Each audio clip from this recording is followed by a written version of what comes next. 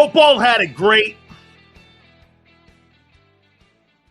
Valentine's Day and also a great President's Day today in the greatest country on the planet, the United States of America. How you doing? Most of you guys are on probably a 3-day weekend and a 3-day bender for some of you like M. Reyes. You know he's on a 3-day bender because he's always on a 3-day bender when it comes to seeing, Howie and the rest of those guys. But everybody in here, congratulations on joining us here on a Monday. Everyone, we welcome you aboard except M. Reyes. Thank you very much for coming in here. And we got another packed show for you as we head into the NFL Combines, which is also known as the convention. It's the NFL convention on the 22nd. Okay? And we got a shitload of topics here for you. Do me a favor. Hit the like button. Super chats go to the top. February 23rd and kind of like the 22nd, everybody starts showing up to Indianapolis. Howie Roseman will be out there with all of his contingents talking about what to do with A.J. Brown, what to do with Jalen Phillips. By the way, we had a conversation with our friend Drew Rosenhaus over the weekend. Some pretty interesting stuff going on. And I have my top 10 free agents. Also, I have a little bit of a conversation about the NFL draft. So we'll do that. What to do with A.J. Brown. By the way, do you not agree with this? Okay? Your season is going to be dictated on how you deal with this A.J. Brown. If you deal wrong, I think the Philadelphia Eagles are in for a 7-win season. If it goes right, are you back in the mix again? And does that window of your Super Bowl window stay open? Right now, it's about to close. Where is this going to end this offseason here? How is this going to dictate the upcoming fall? Hit the like button. Supers go to the top. I will tell you right now, I think everything you do with this A.J. Brown scenario and what you do, whether you move on from him or whether you move to a point where maybe even you extend him, is going to dictate whether or not you have a successful season in the upcoming year. As we said, hit the like button. Also, we have potential trades. Now, I got to ask you what you think the market value is first for A.J. Brown. Sills, let's say you get $20 million. Now goes up 24 for 26 season. Plus Michael Carter cut is $54 million. Can you make moves with that much? Not really, because remember something. You have to have north of $20 million for your upcoming draft class. You still got to put money aside for the NFL draft when you start signing guys. So you got to start go down to that. You got to start thinking about saving money. You need about $14 million for your upcoming NFL draft, 14 to 20. Okay? So I've got some potential trades. Also, there is guys that have been cut, and that is today. Plus, we're going to talk about Nakobe Dean, my top 10 free agents. I got a ranking in the draft when it comes to positions. Also, who is going to replace this particular guy? And also, we got a Jalen Hurts topic. Do me a favor, please hit that like button. Okay, what do you think the market value is right now for A.J. Brown? Stop with ones. You're not getting a 1 for him. You're not getting a 1 for A.J. Brown. According to 2 agents I spoke to, Jimmy Sexton from CAA and also Drew Rosenhaus, there's no chance on the planet you're getting a 1 for him. You are not getting a 1. Okay? And as a matter of fact, I think a 2 is pretty rich, depending how far down the draft order that you think potentially you could get a 2. You are not getting a 1. That's off the page. The money and the age of the player. What do you think the value is? Sills, should the Eagles go all in for Max Crosby? No. No. I'm spreading my money around. I'm spreading it around to edge, corner, offensive line, and a running back, and maybe even a backup quarterback. We get more collateral in a trade. That's a great take. That's a great take. Brandon Ayuk for AJ? No, thank you. 3rd and a 5th. Okay? Not bad. AJ's not going anywhere. Why is this topic being beaten to the... Bro, you're fucking wrong. You're wrong. They are going to entertain moving the guy. This is going to be the biggest decision you make this offseason. It's not going to be anything with Jalen Hurts' stupid deal, or it's not going to be Jalen Phillips or Jalen Carter's contract extension. This is what's going to make your deal for the upcoming NFL season. Okay? You're not anywhere near in the real reality. Every single general manager is expecting the Eagles to entertain conversation on moving AJ. You're out of your tree. We could jump through with our 1 and AJ package. 1 and AJ? We can also snag a conditional 3. AJ Brown is not a 1, and more likely he's not a 2. You're out of your fucking tree, Reyes. You're overvaluing your players as usual. I'd package AJ with picks for a player of significance, like an O-lineman. Nobody trades O-lineman. Hey, let me put this out there to you. AJ Brown, for a top-flight left tackle, that's not happening. The left tackle is more valuable than a wide receiver unless you're talking Jamar Chase or Justin Jefferson or JSN in Seattle. Outside of that, Puka Nacua, guys like that. You're out of your trees. Okay? AJ to the Bills, get Deion Dawkins. Okay. AJ's not worth a second. That's correct. He's not worth a second. Bro, you're out of your mind. A 29-year-old wideout who makes $32 million and whose numbers have been down the last 2 years. Where are you seeing that? Where in God's name do you see a guy who had 1,000 yards receiving, 59 yards a game, who was limited at times with targets, and people are saying was losing a step? You think you're getting a second rounder for that guy? You're out of your mind. All pro? In what world? I don't remember that last year. I missed it. Brown is a guy like that. Just doesn't have the quarterback or pass game. That could very well be, Joe. Joe, I actually think that. I think the quarterback as a passer is a stiff when it comes to being in the pocket. Now, that's funny. I wasn't going to bring this up until a little bit later. Do you guys agree with this?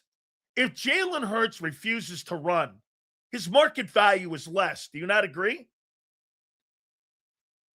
Do you guys agree? If Jalen Hurts doesn't run, Jalen Hurts' market value is less. Yes or no? If he's not dual threat, he's not the same market value. He's not a $50 million. He's not a $50 million guy. He stinks as a passer. Right? Everyone knows that except the knee draggers and except the Jalenites. This is why you're changing your entire offense.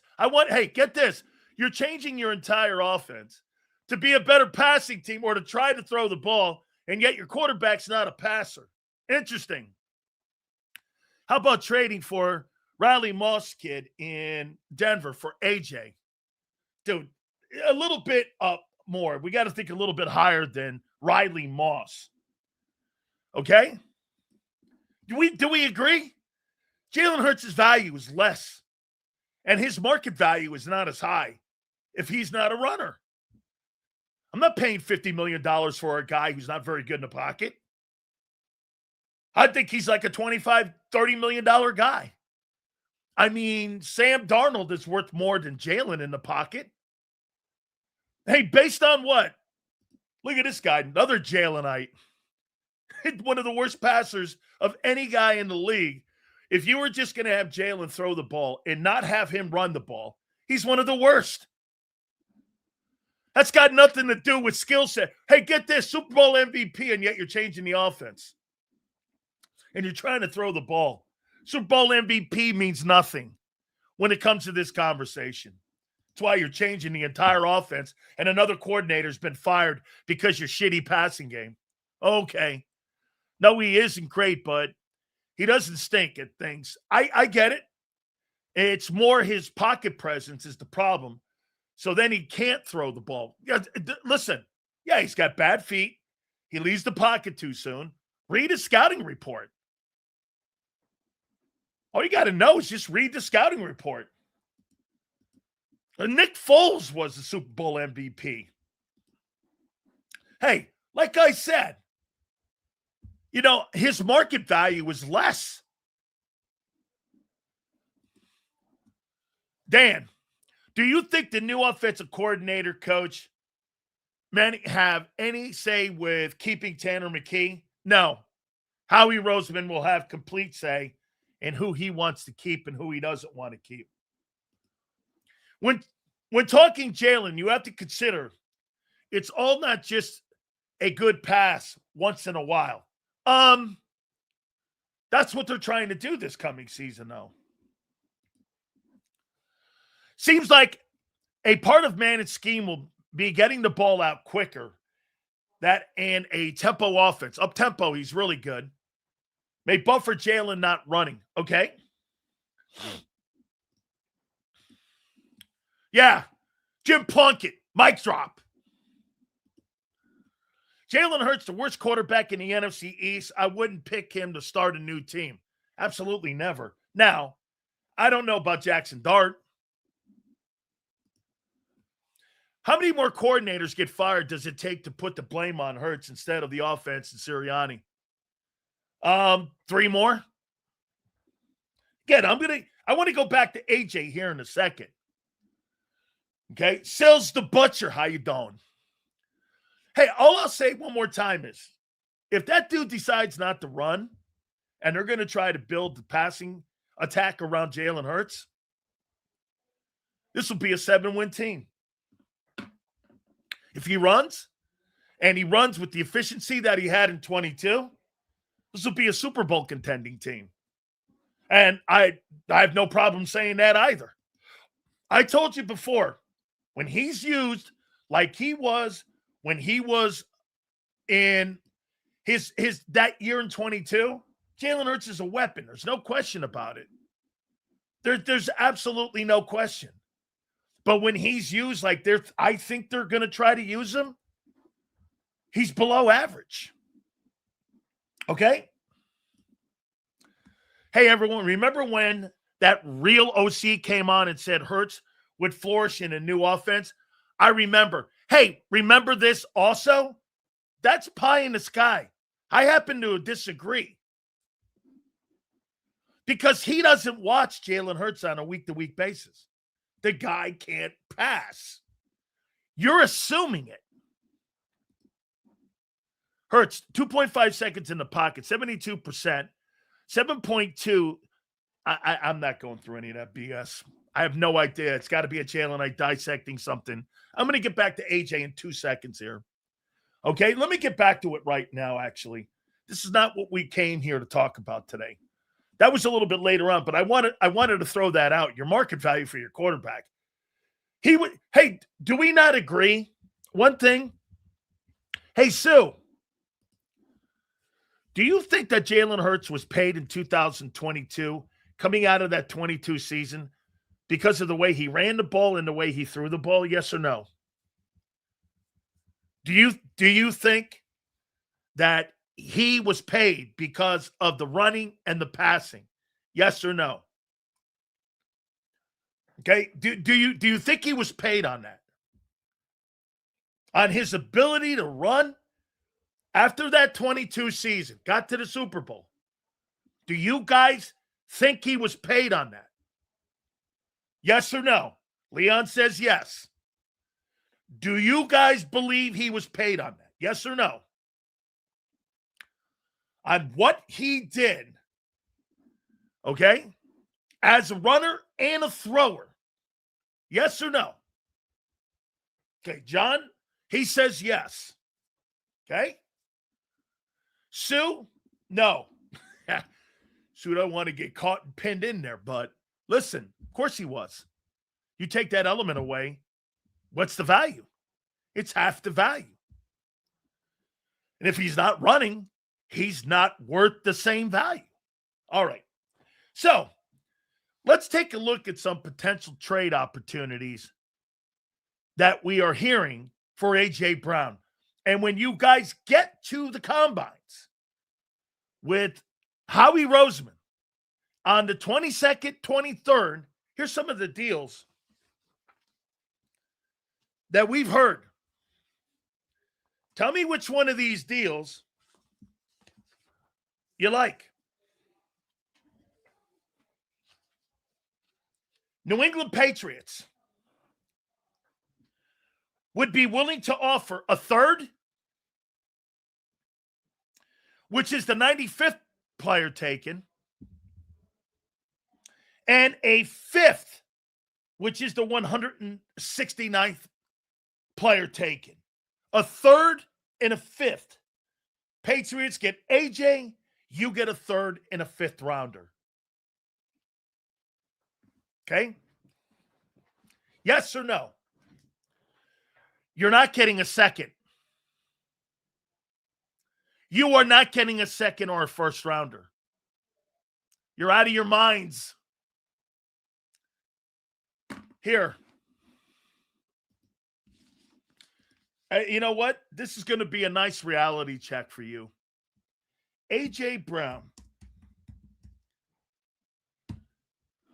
A.J. Brown. On June 30th, he'll be 29 years old. How much money is he owed this year? A.J. Brown, 2026 salary will be, cap hit is $23 million, and his total compensation is $30 million bucks. And he's 29 years old. I want you to start thinking with some common sense and not being a knee dragger. The Patriots would be offering, according to Alonzo Highsmith and the people we know in the organization, a third-round pick, which is the 95th player taken, and a fifth rounder for A.J. Brown. For a guy who's going to be 29, skills are diminishing, and he makes $30 million bucks. You got to start dealing with this. You ain't getting a 1 for that guy, and you ain't getting a 2. You are not getting a 2. Not happening. How is this deal? Yes or no? Okay? A third rounder in this year's draft? No, you're wrong. Why? You're looking at this year's draft and you think this year's draft sucks because the quarterbacks blow? I disagree. I'm going to rank the positions here for you in a second. And it's pretty deep at certain spots. You don't know what you guys are talking about. The draft has got a lot of quality guys in it.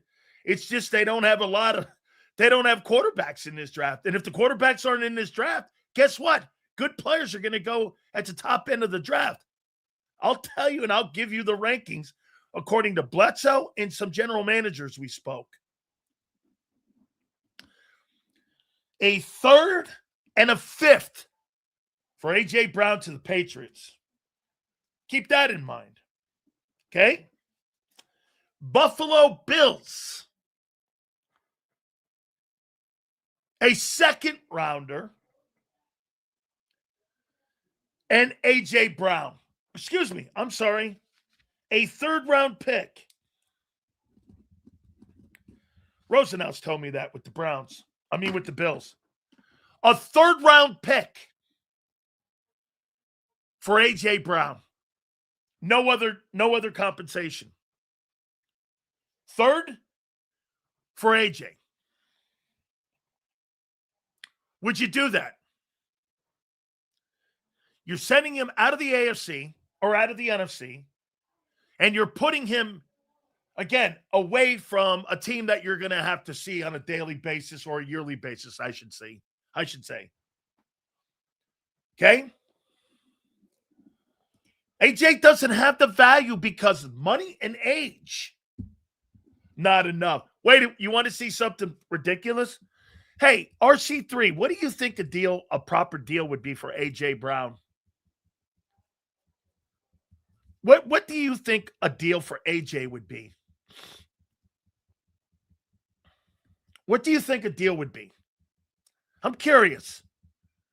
What ridiculous deal would you make a deal for him? What deal? I'm curious what you think his market value is. And Reyes, let's see your idiotic take on what you think his value is in the marketplace. A 2 and a 4? Never happened. Never happened. Unless it's a team like the Jets, maybe. But Jets don't have a quarterback. Why would the Jets give up a 2 when they don't even have a quarterback yet? A 2 and a 4 at worst? Shit, dude. You got a lot of pain coming your way then. Conditional 2 and 3. Too much? If it's Seahawks, okay, at the bottom of the second round, maybe. Remember, the better the team, that means they're at the bottom of the second round, maybe conditional. Okay, here's another deal. So here's the first two deals. Third rounder and a fifth rounder to the Patriots for AJ. Here's what the Bills are offering. The Bills are offering a third round for AJ Brown. The money just don't make sense this year, Sills. Listen, they're going to move him. They're going to move him. And they're going to eat some money, and they're going to redo other contracts to take some of that bite away. They're going to move him. Dude, you're going to keep a guy who's, get this, if you keep A.J. Brown on this team with that quarterback, it's a remedy for disaster. Have you not, even in the Super Bowl year, he fucking hated the quarterback's style of not throwing on time. Did you not hear Adam Kaplan? It's the quarterback.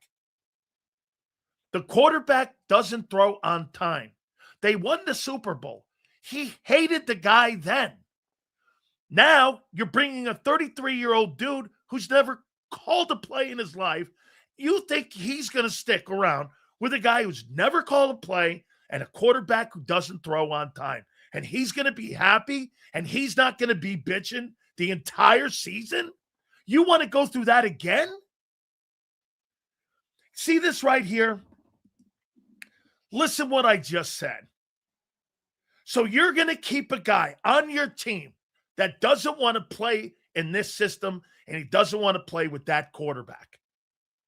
So you're going to go through it again. 7-win season. If you deal him, you're less.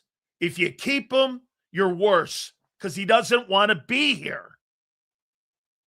Dude, he does not want to be here. And you're going to try to force a square peg into a round hole? He doesn't want to be here. This is about the quarterback. I didn't say that. Adam Kaplan said that last week. Oh, yeah. The current Super Bowl champs just hired a guy who was never called plays as an OC. Dallas did for their DC. Why won't it work again? Because he's only been a coach for 24 months. Get this. They hired a guy, folks, who has never, ever worked with a quarterback. He was a tight ends fucking coach. He wasn't Matt LaFleur called plays in Green Bay. Get that. He's been a coach for 24 months.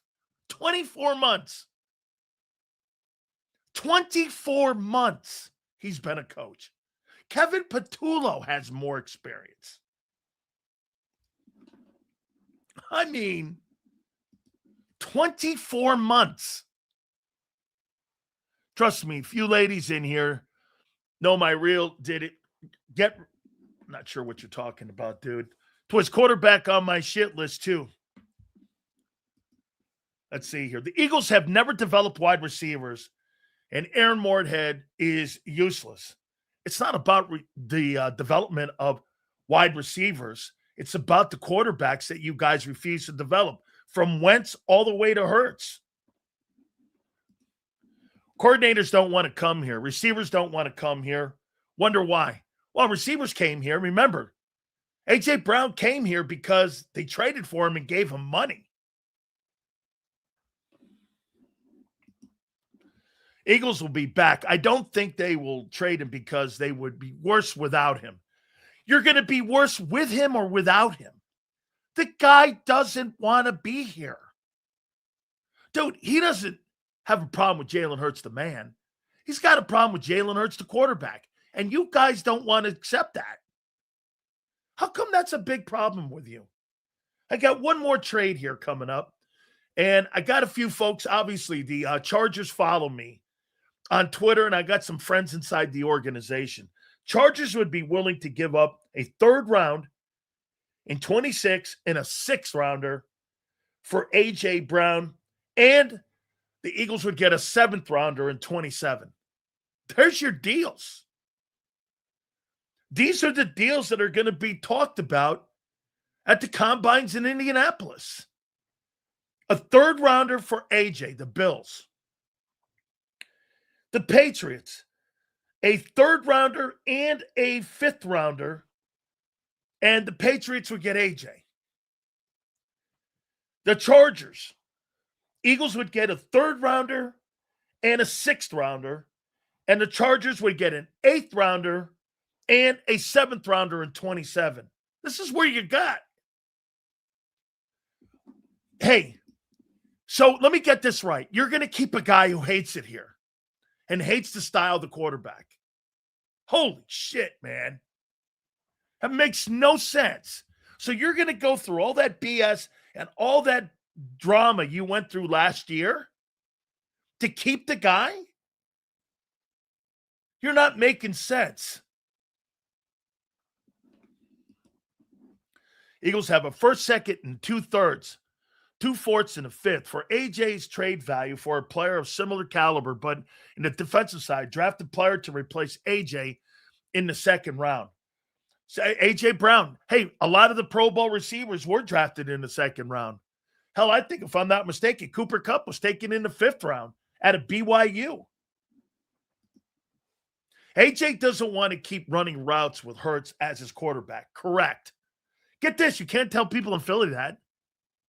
They don't want to accept the fact. They don't mind it. AJ doesn't hate Hurts. He hates his ability to throw on time. I didn't say that. Adam Kaplan, this is what he's been told in that building and by AJ's agent. AJ's agent has made it clear he doesn't like the quarterback and the way he gets the ball to him. He's never on time. And you want to keep him? The Eagles don't even want to keep him. You're not listening. Okay, so if you keep him, you're going through the same shit you went through in 25. Sills, AJ wants a change and opportunity. He wants to be an active participant in every game. He can do both of those with a new quarterback in Philly, which is coming in 27.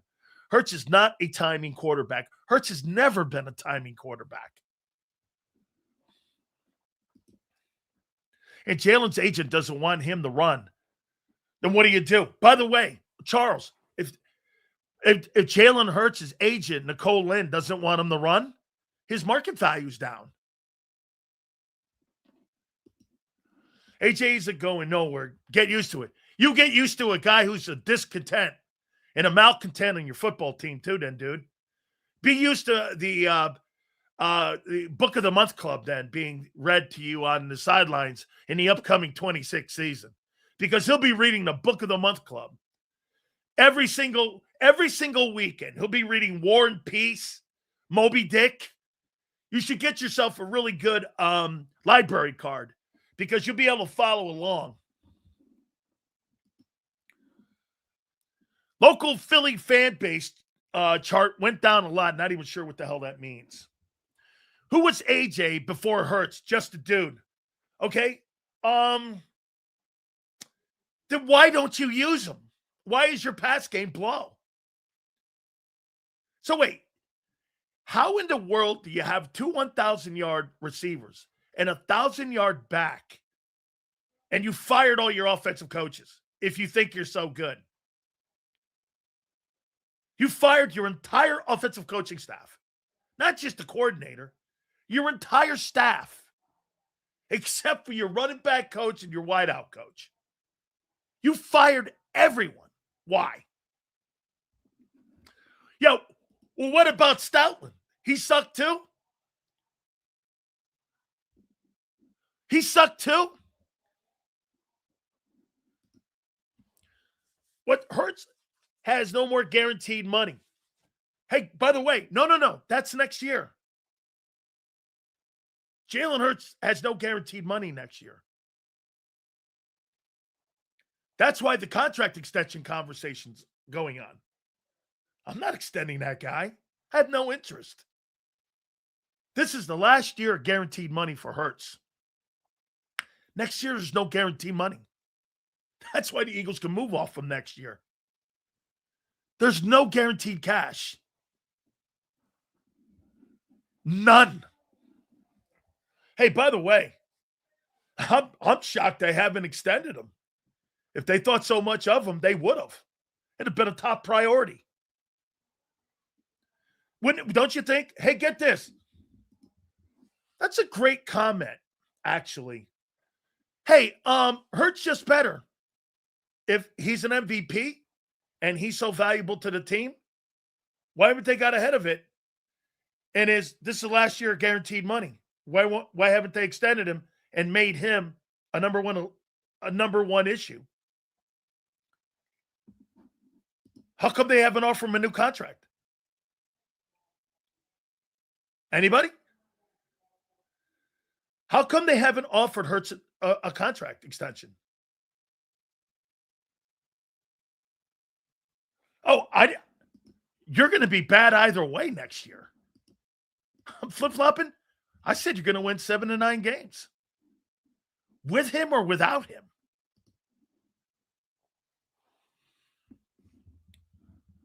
Why haven't they given him a contract? You got to pay the defense first over your so-called franchise quarterback? Well, you're not signing Jalen Phillips. You're not signing him.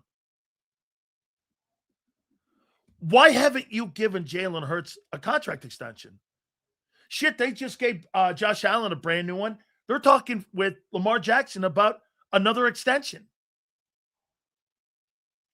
How come? As usual, Big Sills right on the number. 11 wins. I'll be right again. 7 to 9. If Jalen was the future, he'd be extended already. Correct. You got it, Jimbo. They're not extending that guy.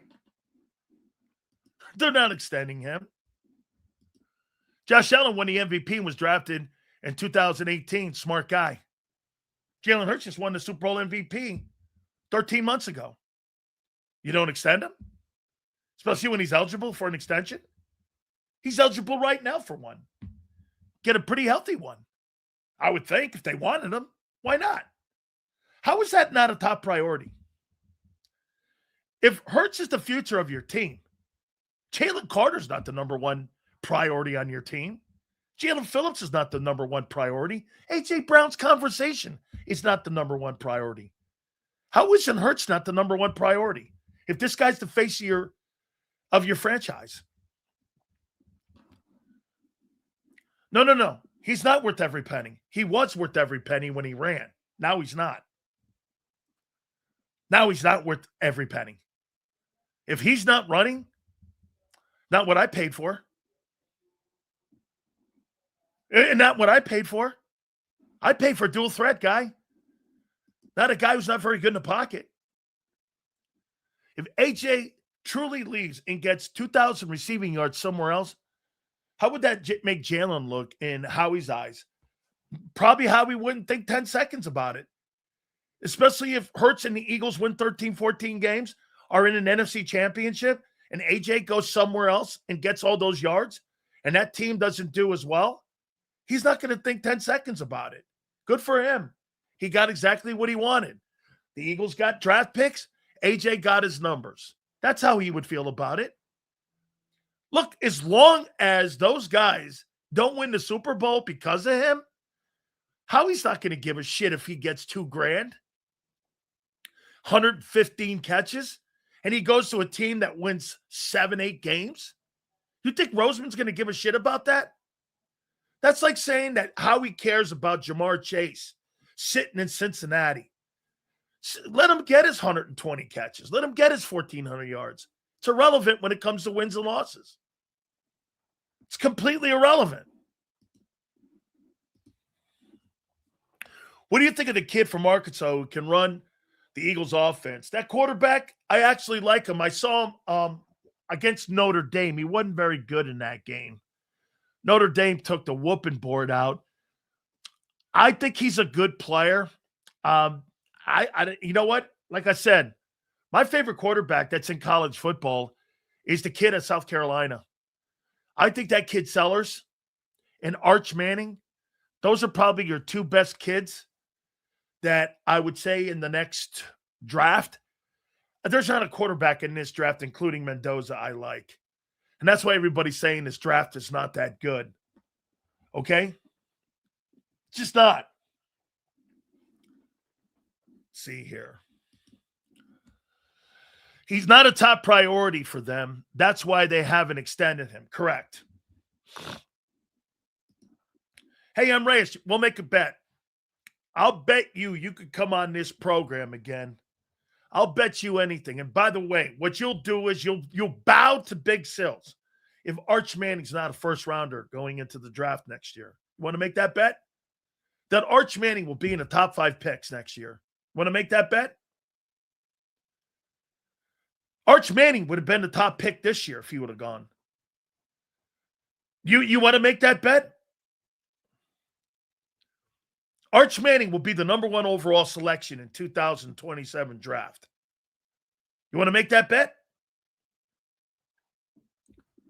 He'll be a first rounder, but he sucks ass. What a take. As usual, right on top of your fucking cues, man. You're terrible. Dude, this guy takes more L's than Temple. Shields, do you think my Birds would be good with John Meter from Oklahoma? He's a good quarterback. He was so spotty last year. He was. Bama, I thought Bama did a great job on him in Norman. And Bama confused him with their coverages. I don't know. Okay. Now,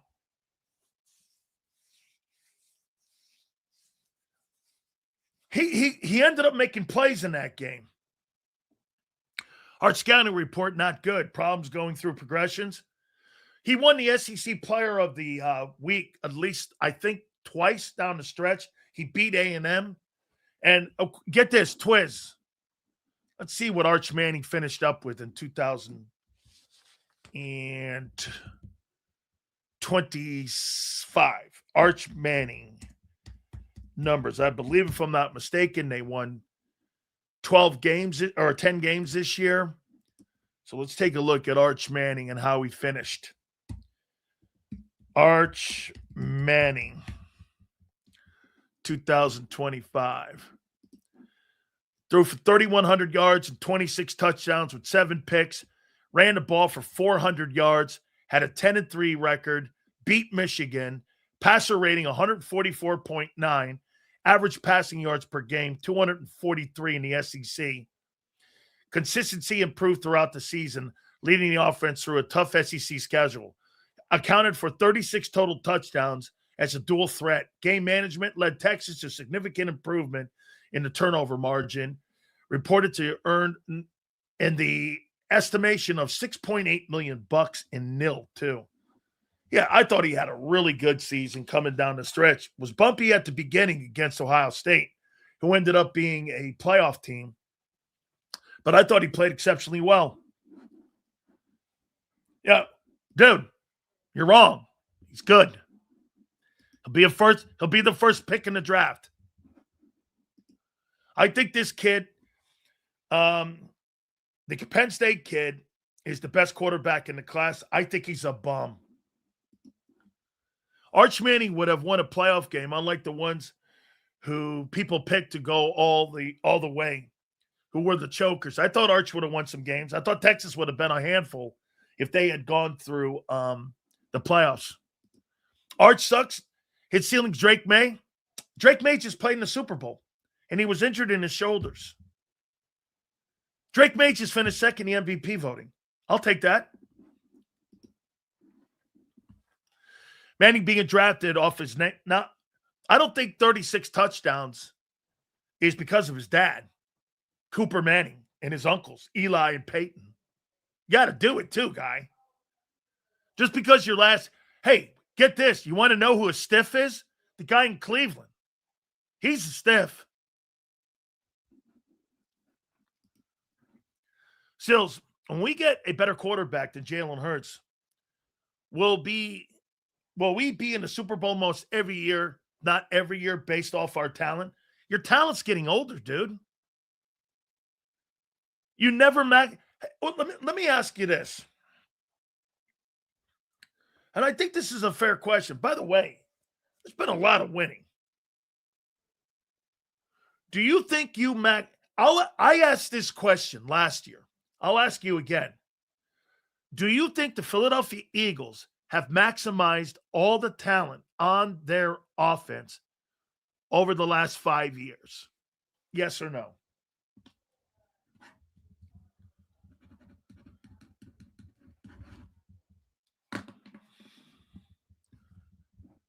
Bro, that was 4 years ago.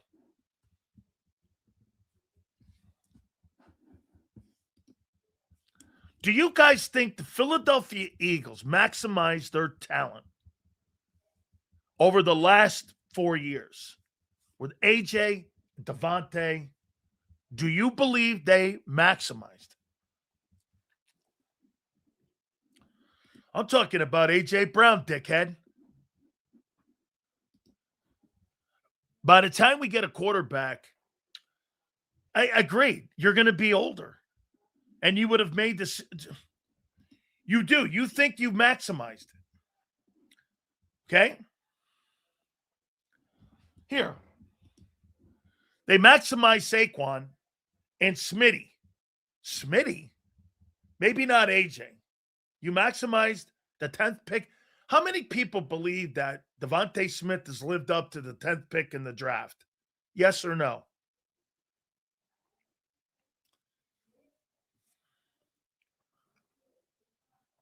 You think Devontae Smith has lived up to being the 10th pick in the draft?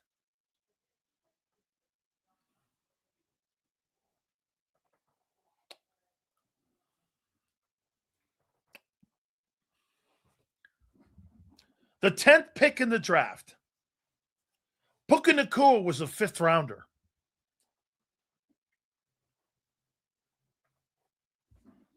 He has? Well, then why'd you go and trade for a wide receiver the following year, Brian? Brian, just a question for you. If you think he's succeeded and he's been succeeding and he's lived up to the 10th player taken, okay, well, wait a minute. Reyes, then why'd you go make a trade for A.J. Brown the following year? So you drafted the 10th player taken. The following year, you went and got another wide receiver. Why? And you gave up a 1. Why did you draft a quarterback the following year? because you could? That's his reasoning. When you draft the 10th player taken, that would be like Seattle drafting JSN and drafting a guy in the top 10 this coming season at wide receiver. Or that would be like the Bengals drafting another one after you drafted Jamar Chase in the top 10. Because they know Jalen Hurts can pass? How come you're 28th every year in passing? This guy makes no sense. Dude, we need some smarter people here. The Eagles haven't maximized any ball catchers in the last 4 years.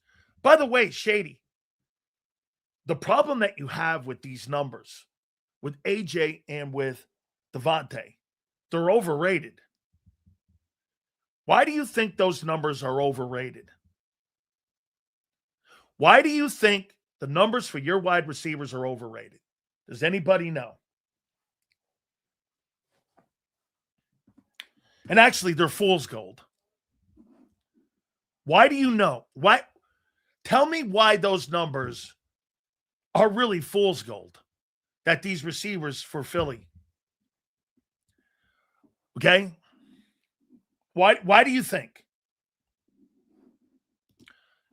I know. I'm asking you, why do you think those numbers are overrated? I'm talking about your unit, dude. I'm not talking about the individuals. I'm talking about why you fired your entire coaching staff on offense. Once again, you only hear what you want to hear. Okay? Correct, Shady. I throw to two people. Of course they're going to get the numbers. How many 5-yard passes do you think the guy's thrown this year? 200? Let me see something here. I don't know if they'll tell me that. This would be crazy if I could figure this out. How many 10-yard passes? 10-yard passes did Jalen Hurts complete in 2026? I don't even know if they'll tell me this.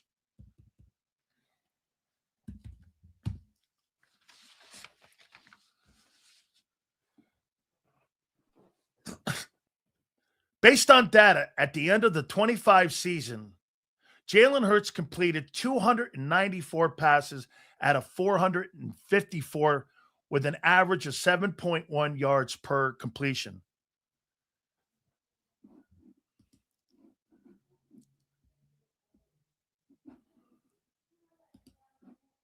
Here's another number. The majority. Hurts completed 7. Here it is right here. If I can get this right. Here we go. Hurts completed 7 of his 9 passes, 10 yards or less this season. And the majority of them were under 10 yards.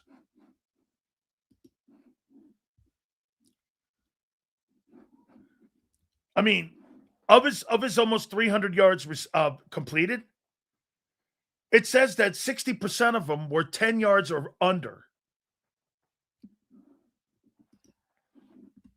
Kevin Petula was a terrible play caller. You fired the entire offensive staff, dude. Jalen Hurts has some very obvious issues. You can't ignore them. Like I said, I'm talking about his market value now.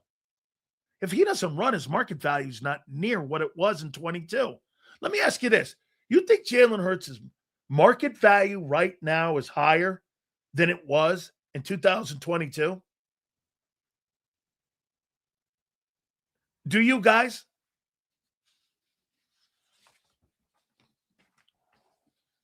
You think his market value is more now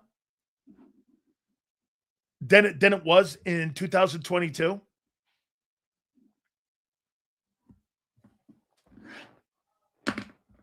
Like, how many people think you could get a 1 for him right now? In what offense? Rams? No. Get this, bro.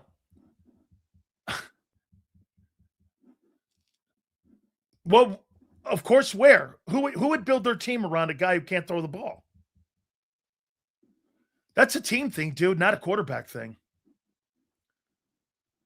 I think Daniel Jones is a better pocket presence in the pocket than Jalen Hurts does.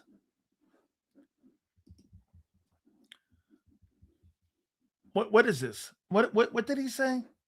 What's this got to do with me? Honestly, what does that have to do with me, guy?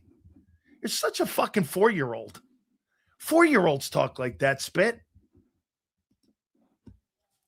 Alignment is going from power to outside zone cutbacks. Pruse wide, Stoutland left.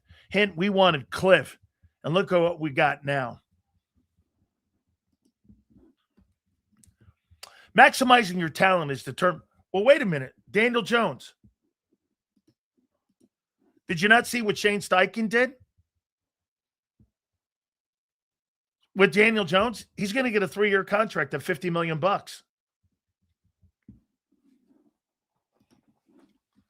And the reason that Jalen got that contract was because of Shane. Shane gets people paid.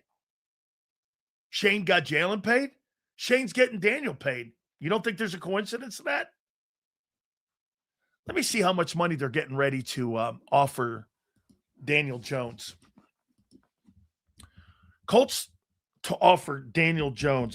Somebody told me to offer Daniel Jones a new 3-year deal.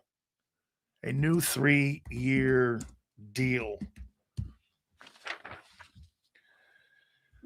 Here it is right here. They're expected to offer a 3-year, $110 million deal. They're going to hopefully structure it between 33 and 37 million bucks, with 46 of it guaranteed. Sounds to me like a guy who was on the practice squad in Minnesota last year, kind of resurrected his career. I wonder where that is. It's in Indianapolis with Shane Steichen. He's going to make in excess of $33.5 to potentially $37 million in Indianapolis. And he was on the practice squad in Minnesota because he had a coach who knows how to utilize his skill. Well, Jalen Hurts got paid because of Shane too. I mean, bro. Right? Maximizing talent is determined by the team's success, not individual awards, OPOY, All-Pro, MVP, SAG. This stuff is meaningless if you don't win, a.k.a. Jordan's scoring titles before he won a chip. Correct. It's a great take. Michael Jordan was winning all those scoring titles. If you notice too, David, right?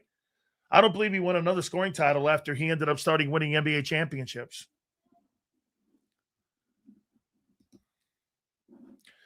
Buddy, I live in Indianapolis. The wheels are falling off of Daniel Jones before the injury happened. They were 6-1 before he got hurt.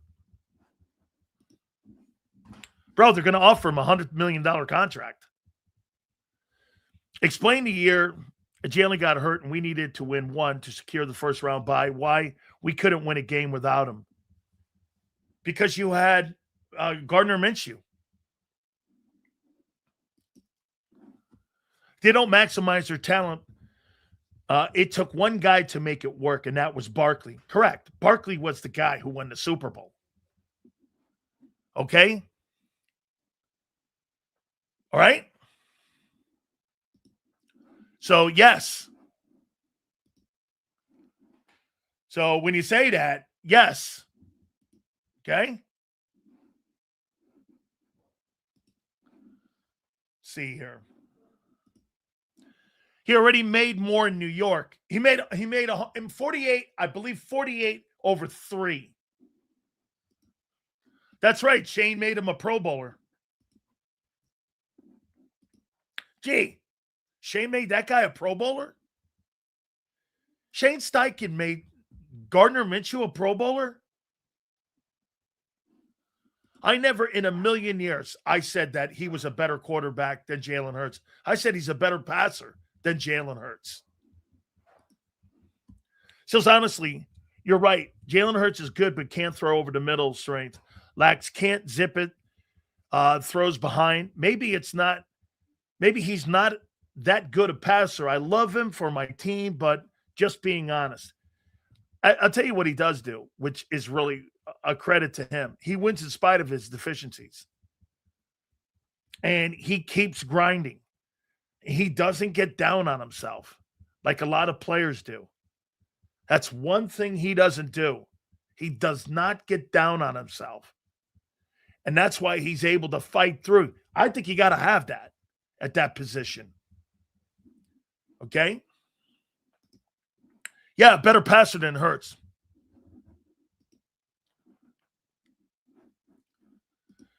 This is what this guy said last year, seamless transition. Huh. Remember he said it? He said Kevin Matula would be a seamless transition. How'd that work out?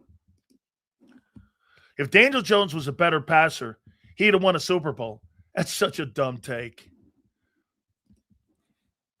Carson Wentz played a complete and better year than Daniel Jones in Indianapolis, and they tried to run this man out of town because the defense completely fell apart down the last 4 games. Yeah, he lost to Jacksonville, and I believe they lost to the Raiders that year down the stretch. And Carson Wentz did have a great season. 26 touchdowns, something like 8 picks or 7 picks, 67% completion percentage, 3,700 yards. Absolutely true. Okay? How many years you think it takes to get younger on offense? 3. Seals, Jalen's value would be a first in return because his contract is pretty good compared to the other. That's a great take. Yes. $50 million? Probably so. I think he's the 11th or 12th highest paid player right now, David. That's not a bad take. But you're not building a football team around that guy. Now, I'll take that back. I might build my team. Well, wait, he doesn't want to run. So, no, I'm not. Now, 2022 Jalen Hurts, if I'm building a team, got to have a quarterback that's mobile. I'd rather have a mobile quarterback than a quarterback that's a 7-step dropper on new talent. And if I had it built from scratch, I'd want a guy who could be able to move around. But Jalen Hurts doesn't want to move anymore. Dak. That's what I tell you. 50 million quarterback, traditionally, it's a waste of money. Sills, does Wentz come back to Philadelphia and compete? His Foles arch, winning a Super Bowl? I'll say this one more time to you, intern. If Jeffries catches that pass in New Orleans, the conversation would have been foregone conclusion. You'd have dealt Wentz. If he had gotten back to his second NFC Championship game, and I'm talking Foles, if he had gotten back, they would have traded Wentz. Okay? Was just on a subway in my train car where shots fired. Thank God we're approaching a stuff. Holy cow, Kimbo. Make sure you're all good, man. Seals, how can we get the most out of the quarterback? Because I think the quarterback struggle with the turnaround being physical, basically every year. I think it's a tough putt for him too, Shane. Every year you're doing it, right? Just because Hurts doesn't want to run doesn't mean he's worth 50 million at 55 million at worst. Absolutely not. You're not kidding. That's like paying for a sports car and it acting like a station wagon. Not getting your fucking value out of that if he's not running. He's half the player. If Jalen Hurts stops running, he's half the player. That's why they call him dual threat. What are you trying to redefine dual threat? Oh, okay. Well, since he doesn't want to run, he's okay. He's worth 55. He's worth more. How stupid. The Colts are only paying Daniel Jones because they have no other options. They have no draft picks. Okay, well, you're going to pay him. I thought dude, if you thought Daniel Jones wasn't playing well before he got hurt, he was. It's a Ferrari with a Pinto engine. All right, let me get into another one here. All right. So, what are you going to do with wide receiver 3? How are you going to replace it? Draft or free agency? Would you take a look at Tyreek Hill? Or what's the point? Quarterback doesn't go to 3 anyway. Doesn't spread it around. So do you draft a guy? Or does it matter? Like I said, the last 4 years, the average catch total was 29 catches out of the 3 position. So what you're saying, Joe, is this. It's meaningless. So you're going to put Cooper in there, okay? So do you think the third wide receiver, which is usually your slot guy, because you have your 2 wides and Z's, Devontae doesn't, he's not capable of playing in the slot. AJ can't play in the slot. You don't have a slot receiver, really. And you're going to spread the ball around without a slot receiver, okay? So it's meaningless. Again, is that correct? Because you don't have a quarterback that spreads the ball around. As a matter of fact, let's take a look at something here. I haven't looked at this yet. So let's go down this list here. Let's see here. Let's go to Eagles. Let's go to the Philadelphia Eagles here. Okay. Here are the Eagles. All right. So let's just go wideouts here. Devontae had 77 catches. How many total catches this year? 318 catches. AJ had 78. Okay, there's 155 between the 2. And I'm just talking wide receivers here. So check this out. And Dotson had 18.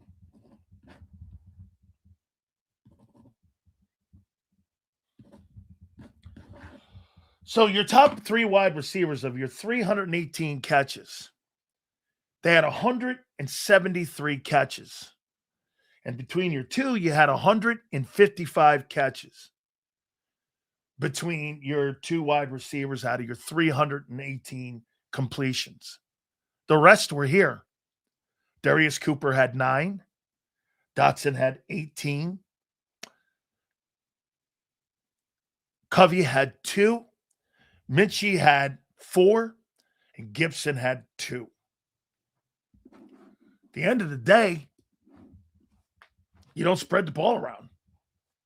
That's why those numbers, if you're the reason why you have a bad passing attack is not only because of the skill set of the quarterback can't spread the ball around.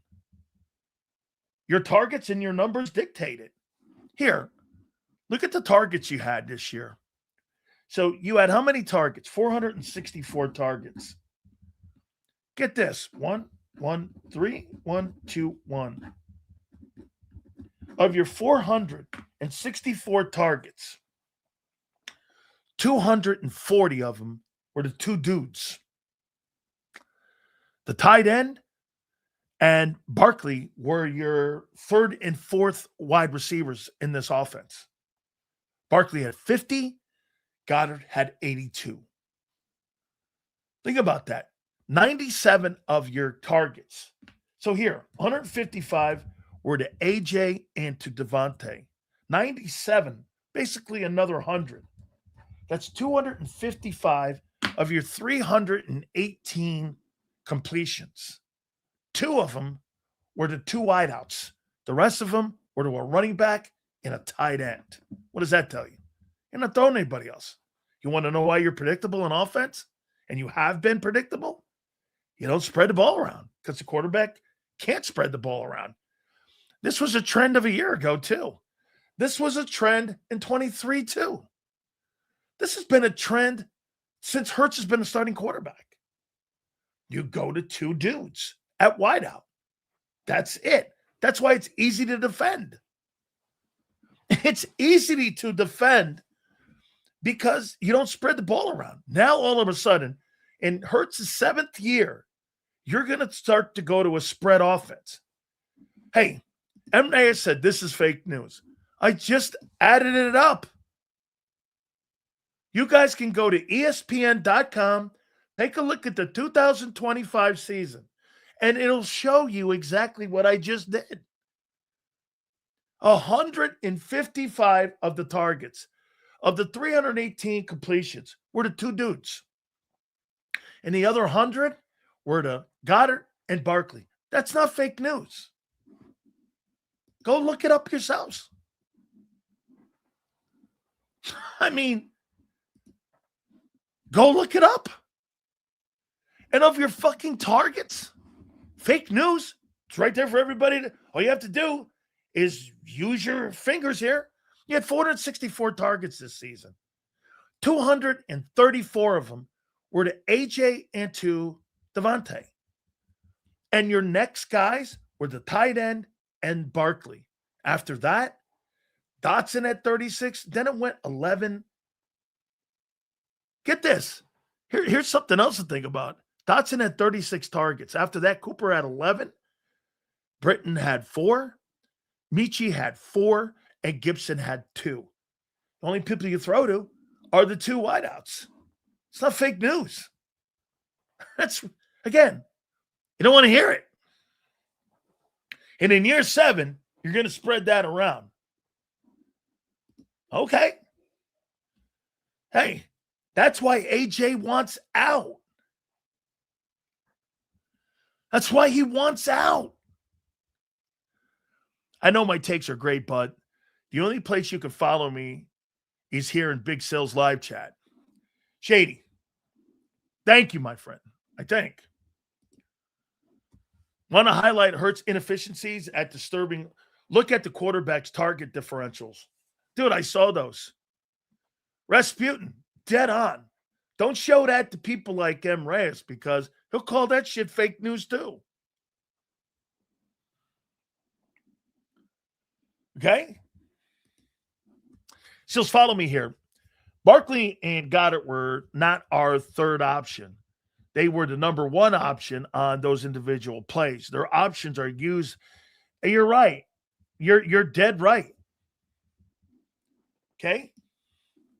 I love this show because Sills is great and honest, not biased towards anyone or anything. That is a completely true comment. I don't kiss anybody's ass, and I don't really care either way. I told you, the thing that I dig is the fan base because I think it's a great sports fan base. At the end of the day, what you have is people like M. Reyes who will be completely 100% no matter what happens. That's okay, too. I accept that. I've been doing this for over 35 years. That's all good. You could be delusional. Get this, fan and fanatic. There's just a few words that are separating those two words. Fanatic and people like M. Reyes are fanatic. There's fans of the game. Those folks get it. The fanatics will never. It's like being a person in politics that is so far whacked that you can't speak to them or talk to them. It's like beyond. That's what some of the fans are. Like you're so whacked on both sides. It's impossible to have a conversation with them. So you don't. Because they don't want to hear it. Seals, it would be interesting to see the percentages of AJ and Devontae's catches were outside the numbers. You mean inside the numbers? I'd like to see them inside the numbers in what they did. Okay? I mean, Seals, I could see the third wide receiver spot being gone from football in 10 years. Why won't teams just have 3 different tight ends? Now, look, dual tight end set. I'll show you why, David. Let me give you another team here. So let's go to teams here. And let's go to one of the really great passers in the NFL, and let's do the Rams.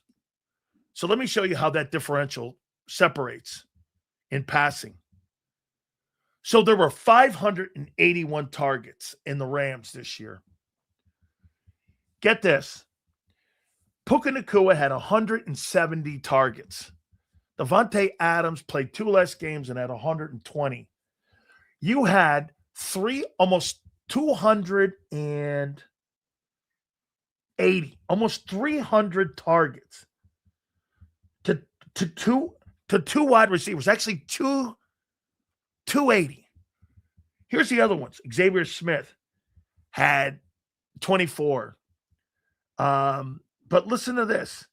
All these guys that went down the list, 25, 33, 25, 34, 42, 15, 14. You don't see any of that in Philly. I mean, there were 388 catches, receptions in Los Angeles with Matthew Stafford. 180 of them were only to 2 players. 180. Okay? You had another 200 that went to other people. That's the difference in spreading the football around. So let's break down where the offensive receivers are when thrown to.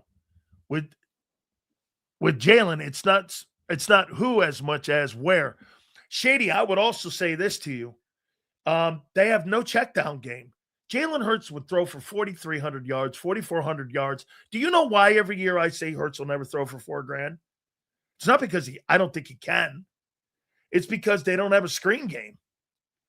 They don't have a check down game. They have an intermediate pass to the numbers, 5-yard throws. Out, slants, out, slants, out. It's so dependent. They've changed the offensive coaching staff for a reason. You know why they changed the offensive coaching staff? They changed the offensive coaching staff because defenses and coordinators have finally caught up with what they're doing. They throw to 2 people. Okay? But why hasn't a team tried 3 tight ends? I've not seen 3 tight end sets. I thought when New England, when they had Aaron Hernandez and when they had Gronkowski, I thought that was going to be a new wave of things.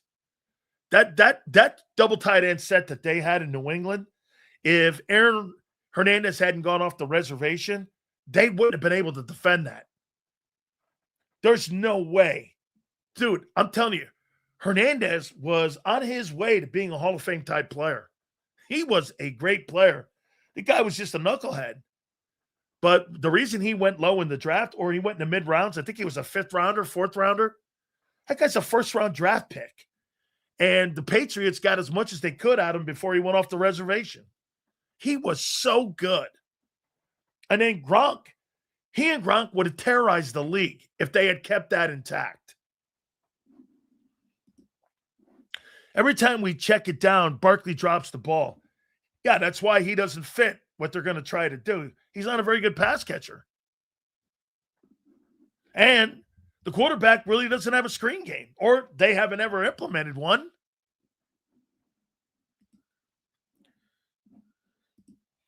Hurts is only as good as his OC? Really? Well, how good do you think the OC was in 24 when they didn't ask him to do shit? Jay, he had one of the as a NFL quarterback. He had 29. He had less than $3,000 and less than 20 TD passes. How good do you think the OC was then? Oh wait, you had Barkley, right? Oh, you didn't need a quarterback, correct? Okay. So Jalen's limited skill set makes it really hard for the wide receivers to get yards after the catch, because of the intermediate passing game. Yeah, you know why CeeDee Lamb could never play in Philly. They don't throw to the slot. Would you guys be interested in Tyreek Hill if you lose AJ? You want to go to a passing game?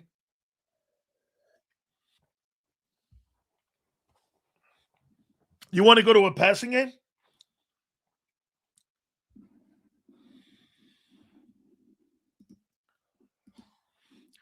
Sirianni is only as good as the OC. That I agree with. Hurts is only as good as his O-line. I like that. So, Gabe, if you lose AJ, so here, I'll ask you guys this question.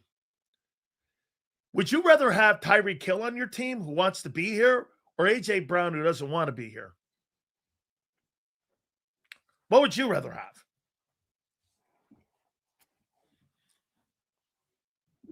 Let me guess. I'd rather have AJ Brown who doesn't want to be here with this quarterback than Tyreek Hill. I happen to agree with this.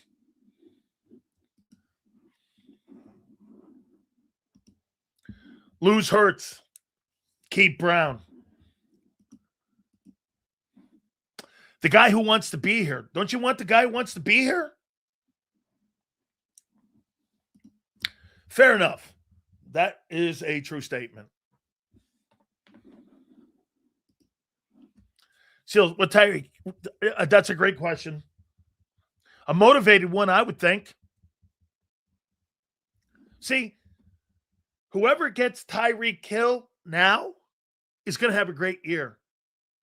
Whoever gets Tyreek Hill, you got to worry about the following year, like Antonio Brown. I'm not keeping Tyreek Hill.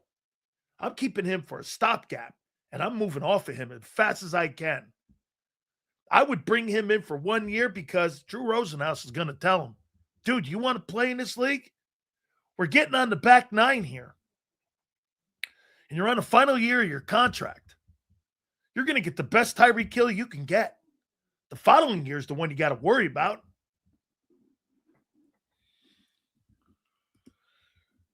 But A.J. Brown's not, right? But A.J.'s not, right? He's not a head case. Okay. He can barely keep A.J. Brown in line. All right. Let me throw another one at you. Bradley Chubb was just cut this morning. Reportedly, it's going to be between $12 to $17.5 million on Bradley Chubb. So let's go here. Bradley Chubb. 17 to 18, 12 to 17 million bucks on Bradley Chubb. You're not keeping Jalen Phillips. As I said to you before, I think he's going to Tennessee. Let's see. Bradley Chubb had 8.5 sacks this last year, 17 ball games. And for the record, he was more productive than what Jalen Phillips was. And in the last, in 24, he hurt his knee. But he's got 48 sacks in 90 games. He averages 9 sacks a year. 12, 7.5, 8, 5.5, 2.5. He got hurt, played in 8 games. And then in 16 or 23, he got 11. And in 25, he has 8.5 sacks. How old is he? He's got to be what? 7 years? He's got to be 29 years old. And by the way, he's not going to cost you $35 million like Crosby. He may cost you $13 million bucks for Bradley Chubb. And you can move off of Jalen Phillips instead of paying 23. And by the way, he loves Vic. So, 12 to 13. 12 to 13 million. You could have an option there. Let's see here. I got to find out one more thing. I got to ask a question to somebody.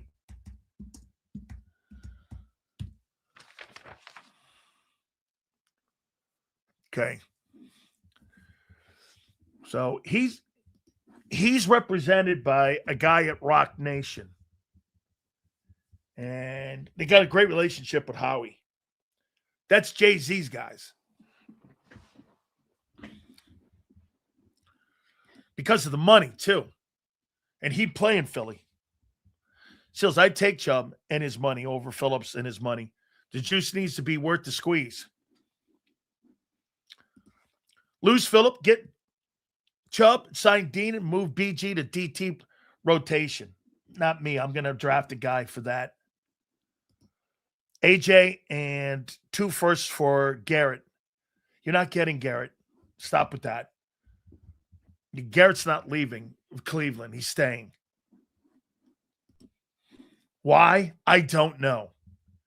Does anyone I'm going to get to my Big Sales top 10 free agents here in a second. Hill would be in trouble in Philly. Try that stuff with the Philly police. I think you're underestimating the Dade County cops down there. Yeah, I'm not telling you that the Philly cops are not going to push that guy's face into. I'm not saying that, and I love the Philly cops. When I went to the Army-Navy game, I sat in a suite with those guys. It was awesome. David Robinson was there. It was fantastic. We took pictures. My family and I have got great pictures with the Philly cops. It was wonderful. Great, great dudes. And I get it. But I don't go to sleep on the Dade County cops. Okay? So, yeah. Dade County doesn't play around. Thank you, Bob. That's not Dade County Sheriff. That's not going to happen. Why would you want a player that doesn't want to be here? Okay? That's right. AJ doesn't want to be here. Really had a great time with them. Okay, I did. My cousin Joe Nagro and all of our family. My aunt was here. We had a whole bunch of people. We were all sitting around the Philly cops up in the suites. It was just wonderful. By the way, the leather jackets they have are just dope. I mean, that's a well-dressed police. That's a well-dressed police organization of the Philly cops. Seals, did you hear John say, let's not count sacks with him? Well, let me ask you something, Angelo. Counting sacks, that's how you get paid. So let me ask you something, Angelo. If you are going to go into free agency and you got a guy with 2 sacks versus a guy with 14 sacks, who gets paid more, you think? The guy with 2? Players get paid on production. And 2 sacks is not fucking production. Now, you got to dive deep into it. Does he set the edge? Does he do a great job on the run game? All that's true. But that's like telling me a wide receiver goes out in the open market and he's got 50 catches for 48 yards. You think that guy's getting a $25 to $30 million deal? Absolutely not. Players get paid on production. They don't get paid on going to the Super Bowl. You think Kenneth Walker, who's a free agent running back, is going to get paid because he was a Super Bowl MVP? He's going to get paid for what he did during the regular season, not what he did in one game. I mean, he's not getting paid because he's a Super Bowl MVP. Says, I disagree. We need to get an elite pass rusher on the edge. And that guy is Mad Max. Hey, Shane, what impact has that guy had on the Raiders? 0. You won a Super Bowl with a football team with not one edge rusher over 8.5 sacks. When you won the Super Bowl in 24, you want to go in there now? And you want to spend money on that guy? No way. I'd rather spread my money around. Carter and Davis, maybe a free agent in the defensive backfield in the cornerback spot 2.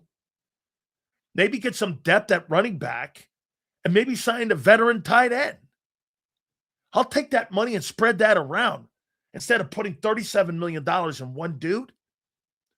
Okay, so if Crosby gets hurt, you lose that dude, right? Instead of spreading that money around, you got all that money tied up in one guy. And some of you in here want to sign Davis and Carter. to $50 million deals. So you want to spend $50 million in those two guys. Then you want to turn around and spend another $40 million on Max Crosby. So you got $90 million tied up in three guys on defense. I'd rather have the unit instead of the quarterback. You guys in Seattle have proven that the last 2 years. You're not spending max dollars on the quarterback. That's why you won the Super Bowl. Teams like Buffalo, Dallas, all these teams like Cincinnati, they're spending all their money on the quarterback and skilled guys. What's that gotten them? Nothing. And in the last 2 years, Seattle and John Schneider and Howie has spent the money on the roster.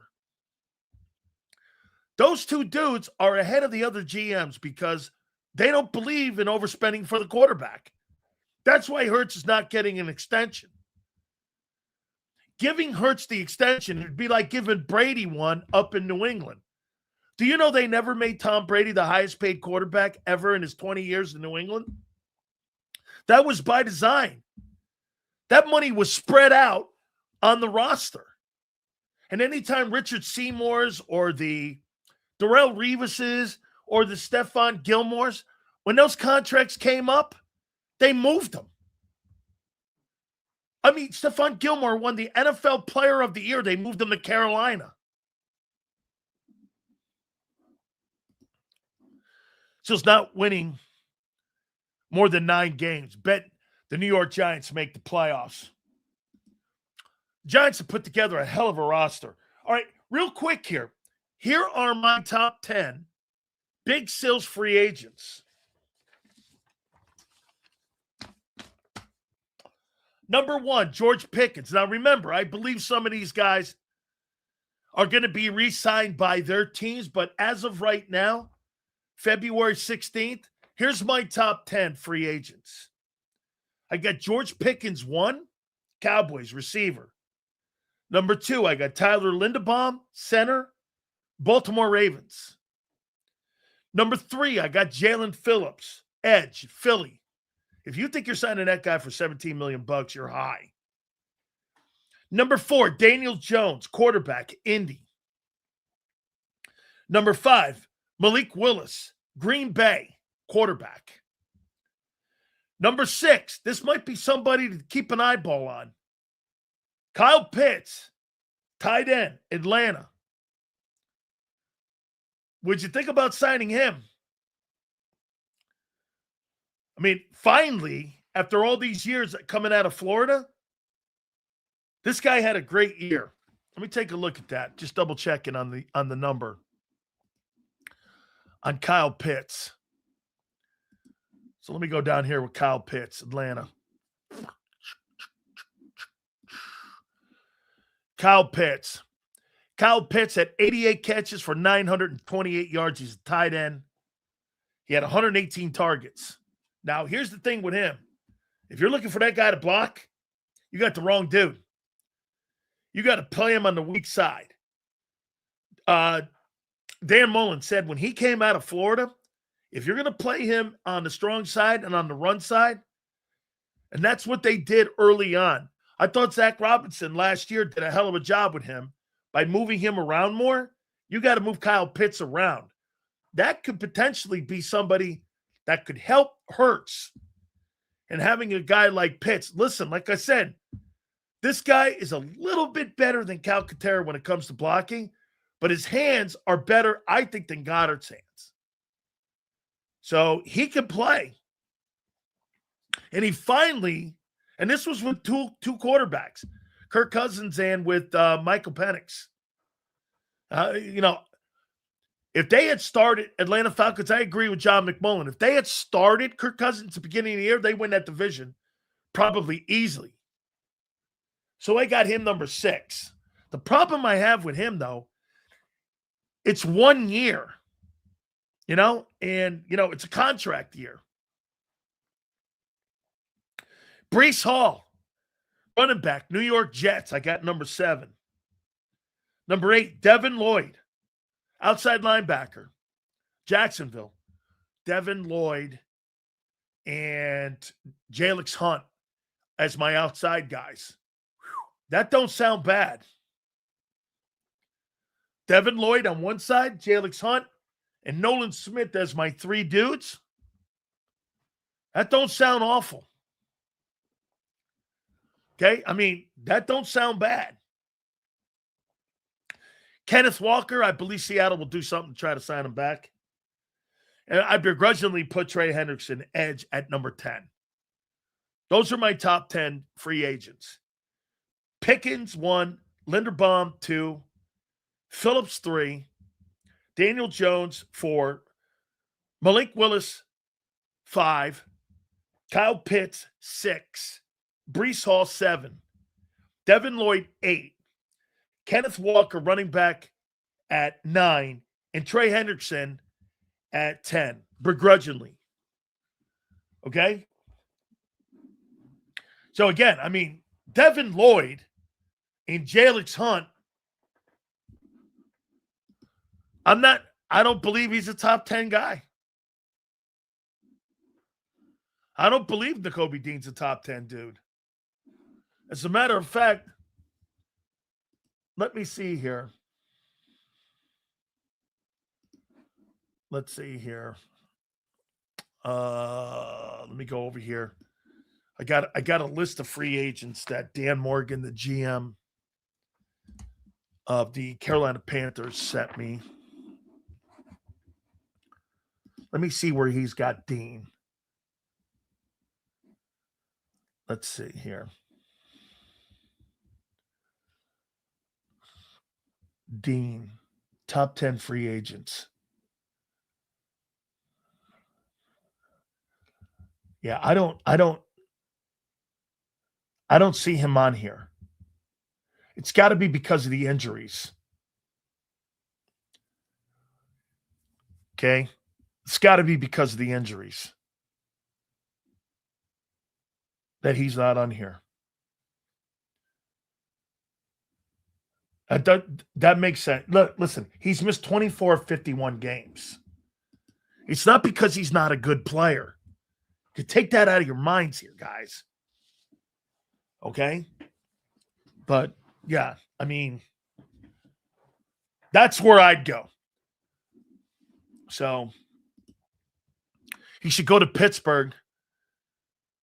Tanner and Will Howard can have a mid-off in training camp. Dean on a discount. We're going to talk to that. We're going to talk to Xander here in a second here. So, Jamel Dean. I think Jamel Dean, he's probably right there on the cusp of it too. All right. Guys, do me a favor. Please hit the like button. I'll make this point to you one more time here before we go to Big Z. There's so much going on. Listen, the combines are the convention for the agents and the general managers. This is where you start the ball rolling on deals. It's not just guys in shorts. Okay? All right. Without further ado, hopefully you had a great weekend. I know that people in Philly, my aunt's saying the same thing in Connecticut right now. People are freezing their baguettes off. Without further ado, we bring in our boy Big Z, Xander Krause, who joins us now. How you doing, bro? What's up, Big Sills? How you doing, my friend? Now, let me ask you before we get going. Jordan wins the Daytona 500. Is that ring number 7? Does that count now on the hierarchy? MJ's now got a ring now. He wins the Daytona 500. That's its own ring. That's not a ring number 7. I mean, I guess it's a ring number 7 for him. It's a different ring, though. Man, it's a different bucket.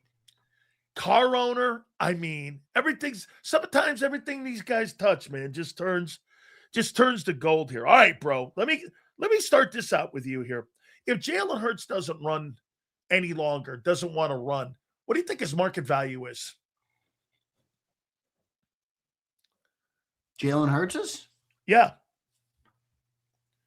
Well, I heard. All right, let's get into this. We're starting here today, folks. Happy Monday to you all. I'm just curious. We're starting here today. All right, yeah. First off, let me push back on what you said. Okay, You please didn't do. hear what you said. Yeah, I mean, you're like, if he doesn't run, he's a shit passer. First off, he's not a shit. No. That's not exactly what I said. That's a pretty close to what you said. You might want to run back the open.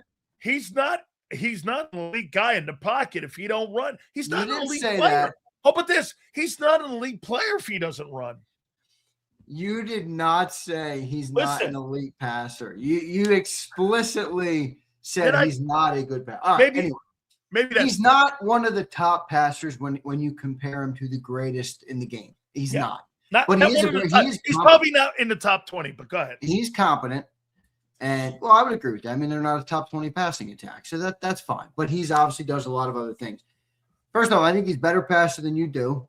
I think his intangibles do mean something because I mean, how many quarterbacks you see with talent or players with talent that never ultimately reach where they're supposed to reach? I mean, I think there's a level of – but I also don't think that's everything because, like, Myles Garrett has pretty elite intangibles, right? He works his ass off to get the most out of himself.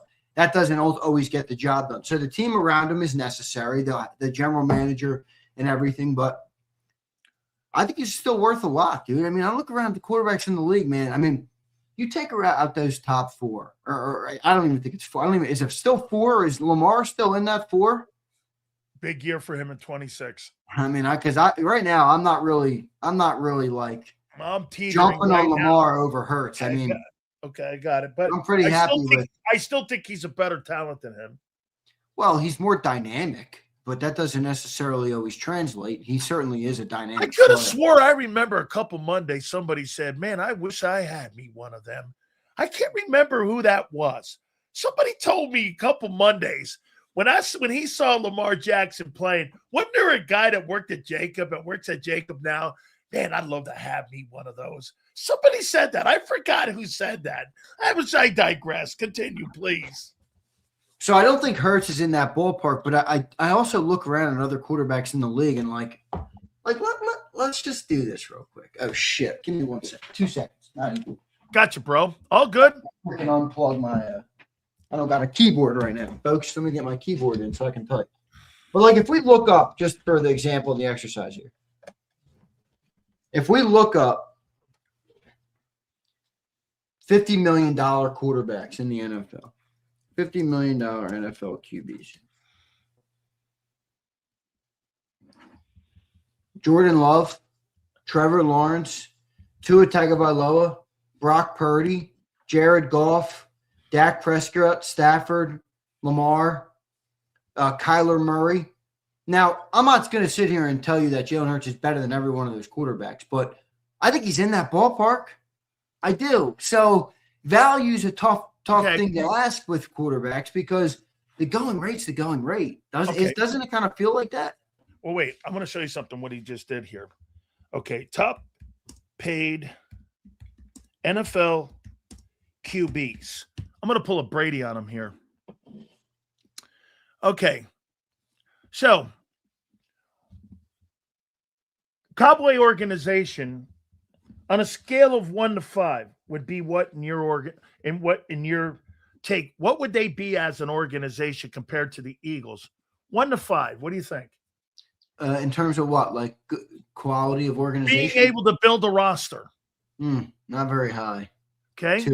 2 or 3. No, the thing about the Cowboys is they actually get good talent. They just make the wrong moves at the wrong times. Okay. So they do have good talent. What do you think of Brandon Beane and Buffalo and how well he's done there with that organization, the Buffalo Bills? Take the quarterback out of the conversation. I don't think he's done very good. I mean, I know this is where you're going to go, but okay. How about the Cincinnati Bengals? How good an organization do you think that is without Joe Burrow? Yeah, but John Sills, I mean, you did. Well, that has to matter. I know, but you used the 2 guys that I did say if you take them out, and I understand you can't take them out. Well, no, looking at the full context, I'm not even looking at those guys. Joe Burrow and Josh Allen are another world. I agree with that. I think they're the elites of the league. Okay. I don't think Jalen's at that level. Let me go come down. How good do you think the organization of the Miami Dolphins is? And how successful have they been? They haven't won a playoff game in 15 years. That's what I mean. So it's also organization on I never said it wasn't organized. When did you hear me say that? You're naming these guys who have been $55 million or $50 million quarterbacks who haven't had success. Look at the organizations they're in also. Stills, don't let me catch you in a wait. No. You're confusing the number of how they're paying him. You asked me the value of the quarterback. The value of the quarterback in a shitty organization doesn't matter. If the organization blows, I don't care if you pay $100 million. It won't matter. Yeah, but how is that on Hurts then? Or are you? You're not saying. The reality is, look at the good organizations, whether you're paying 50 or not, like Seattle. If you've got a good organization with a good general manager, you don't need the quarterback. It doesn't matter. Sam Darnold is the poster child for winning a Super Bowl now at $32 million. I don't know about the poster child. Well, this guy was fired 5 different times. Yeah, this guy, he's one of the best embellishers the world has ever seen. The poster child for Super Bowl championships is now Sammy Darnold. I mean, come on. Well, look at the last 2. I get your point. Like another good organization, I think, is the San Francisco. I took that 49ers. From Brady, actually, though. I think the 49ers are another good organization. And you've seen how they've taken different quarterbacks. Garoppolo. Exactly right. Kaepernick. Exactly. So I do understand your point more from that perspective. But, I'm not going to use I'm not going to use Howie being good against Jalen. I'm not. Does it help Jalen win? Absolutely, it does. But Howie and the organization will use that against Jalen when it comes to an extension, because they'll say, "Kid, guess what? I'll fight fucking another one of you." But don't you? I agree with you. But don't you think that answers itself? Like, if they're going to pay him, they're going to pay him this summer. If they're going to wait on him, because remember, his guaranteed money runs out after this season. I heard that on your show today. Yeah. So if they don't pay him, this summer, then you already know that they're not sold on him, but they want to see it again. Do you think that is a thing to watch this offseason here? If they don't give him money, I wouldn't say that, because how about this? They're going to put 26 as a if he picks up the offense, we're going to extend this guy. If he doesn't pick it up, they're going to begin the process of moving on. I think that's a little concrete for me. I think Jalen I think he should have earned. Look, I'll criticize her, and I do it all the time to much people. Well, don't stand in wet cement, my friend. I'm not standing in wet cement. I think you're a dumb. If you get to the mountaintop, all right, and you have still the great GM that you have crowned as the greatest thing since sliced bread in football, all right, if you still have that organization and you won with that quarterback, I'm not of the belief that you blow it up because you won 11 ball games. All right? I'm just not. Does that mean I think Jalen Hurts can walk on water? No. But the organization's in a fine spot. They just hired 5 new offensive people. If you want to talk about what they're doing and who they're building for, I guess that's a fair question. I mean, they're doing a lot of things that are against Jalen Hurts' skill set. That's for sure. Okay. Big Z. Now, it's Monday. This guy's already in a mood. It's Monday. Okay, Big C, I got one for you. I want you to tell me the market value. Oh, wait. Before I go there, I want to ask you this. If a guy doesn't want to be here and he does not want to play with the quarterback, according to Adam Kaplan, he's got a problem with the quarterback not playing on time and not being a guy to get him the football all the time. If he doesn't want to be here, why are you trying to force a round peg into a square hole? Why not accommodate, try to get the guy out of here? Whoa. Is A.J. Brown's name on the dotted line? Contracts are like hearts, my friend. They're made to be broken. If your name's on the dotted line, shut the fuck up and make your $32 million large. Hang on. That's why. Come on, man. Hearts are like contracts are like hearts. They're made to be broken. All right. What do you think the market value is for your boy? Rose is such a former player. Oh, AJ, what's up? You got to give him his way. Well, shut up, AJ. You're making 32 large. You were parading down Broad Street a year ago. You were barely talked about before you came to Philly. Okay? The grass ain't always greener, big dog. That's for damn sure. I know that. Hey, all right. What do you make of these 3 deals? Wait a minute. 1, 2, 3. I got 4 deals. Talking to Drew Rosenhaus over the weekend and Jimmy Sexton. Eagles would get a 3rd rounder and send AJ to the Bills. Bills get AJ, you get a 3rd rounder. Make it a conditional 3. You think you're getting a 2 for this guy? I don't. I think you're getting a conditional 3. Oh, conditional 3. Which could become a 2 if he gets, let's say, 1,000 yards. Okay, here's another one. Here's the Patriots. Patriots. By the way, no on that deal. Here's the Patriots. Yeah, let me get a 2nd round pick for my star receiver because he cried once in the season. And because he's going to be 29 in June and he makes $32 million. Well, that's a better sell for me than the cry. Eagles will get a 2026 3rd and a 5th, which would be the 169th and the 95th. And the Patriots would get AJ. You get a 3rd and a 5th. So you want me to put on my Roseman cap today? No deal. I need a conditional 3, the lowest. And make that 5 needs to become a 4, please. And I'll take some cap relief as well. Holy shit, you really overestimating your boy AJ. And I'll take a little bit of cap relief as well, baby. That'd be a restructure. Here's another one. Here's the Chargers. 2026, a 3rd and a 6th. And the Chargers would get AJ, and the Eagles would give a 2027 7th round. No deal. I think you're crazy if you think he has high value. You don't even think you're going to entertain a 2nd. Now, a little bit ago, it was you're not getting a 1st. Now, Sileo is calling me a head case if I suggest a 2nd. In a month, he'll be saying you're getting a 4th rounder.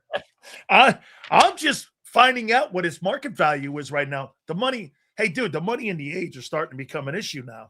I'm getting a 2 for AJ. You're not getting a 2 for him. All right. Let's look at some truth.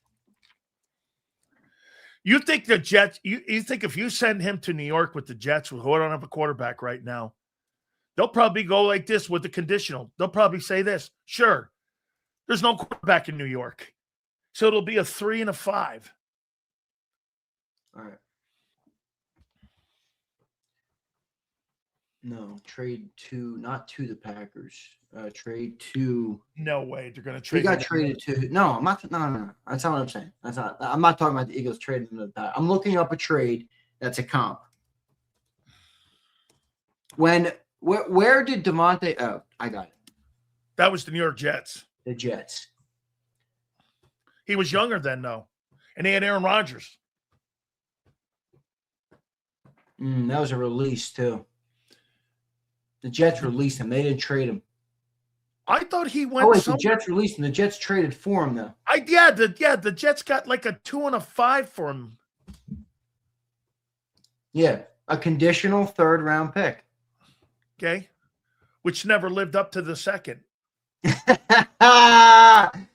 There he is. You don't know that. Did you even know that, or did you make that up and assume you're right? No, I know that. Bullshit. Yeah, he didn't get a grand. I can tell you it did become a 2nd, but I'd be making it up and hoping I was right. It didn't. It didn't become a 2. It was a 3 in exchange for a 2025 conditional 3rd round pick, which never ever panned out. And then he signed it. And then he signed a 2-year, $46 million deal with the Rams. Damn. Yeah. That's because they got off that Green Bay contract. And the Raiders. Prince brings up the Raiders. The Raiders. That was the Raiders. He was younger. Yeah, he was younger. That was a big trade. Remember that? Yeah, I think there were 2 1s involved in that. Maybe. Yeah, that was a big trade. That was in March of 22. Dude, he traded a 1st round pick and a 2nd round pick. Yeah, he was putting up 1,400 yards with Aaron Rodgers there. Wow, they got a 1st and a 2nd that trade. Yeah, I think he was 25, 26 then when they did that deal. No, March of 22. So he was like 27. Yeah. Well, he was putting up enormous numbers in. No, he was 29, bro. Oh, wow. Okay.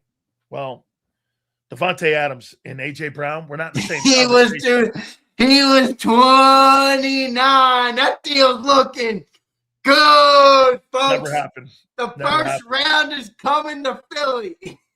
Yeah. Hey, and by the way, I love the fact that we kind of exposed the quarterback. So 361, 300 completions, 162 of them were the two dudes. I'm telling you, man, we're getting a conditional 2 that could become Never happened. Where? Howie Cincinnati? Roseman. Oh, yeah, because there's a lot of smart teams in the NFL, right? There, I'm going to relent. All right. Would you have any interest in Tyreek Hill? No. Okay. Why? Well, maybe in this offense, he could spread maybe. And look, they cut him. You know what that means when they cut him? Yeah. He's league minimum. Ooh, maybe.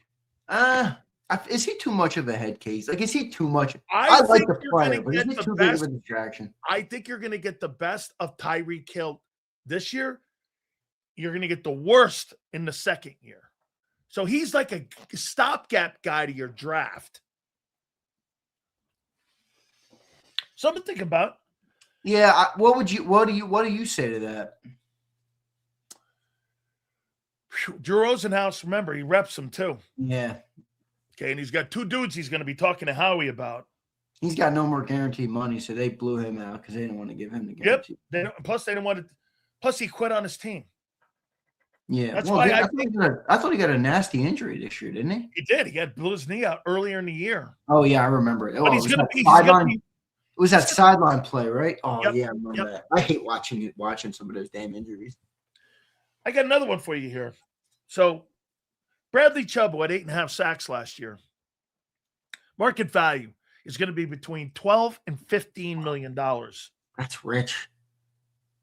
Are you going to pay 23 for Jalen Phillips, who basically gives you 26 years old, who basically gives you the same exact numbers? Oh my gosh! Hey, by the way, my friend, Bradley Chubb is a very productive guy.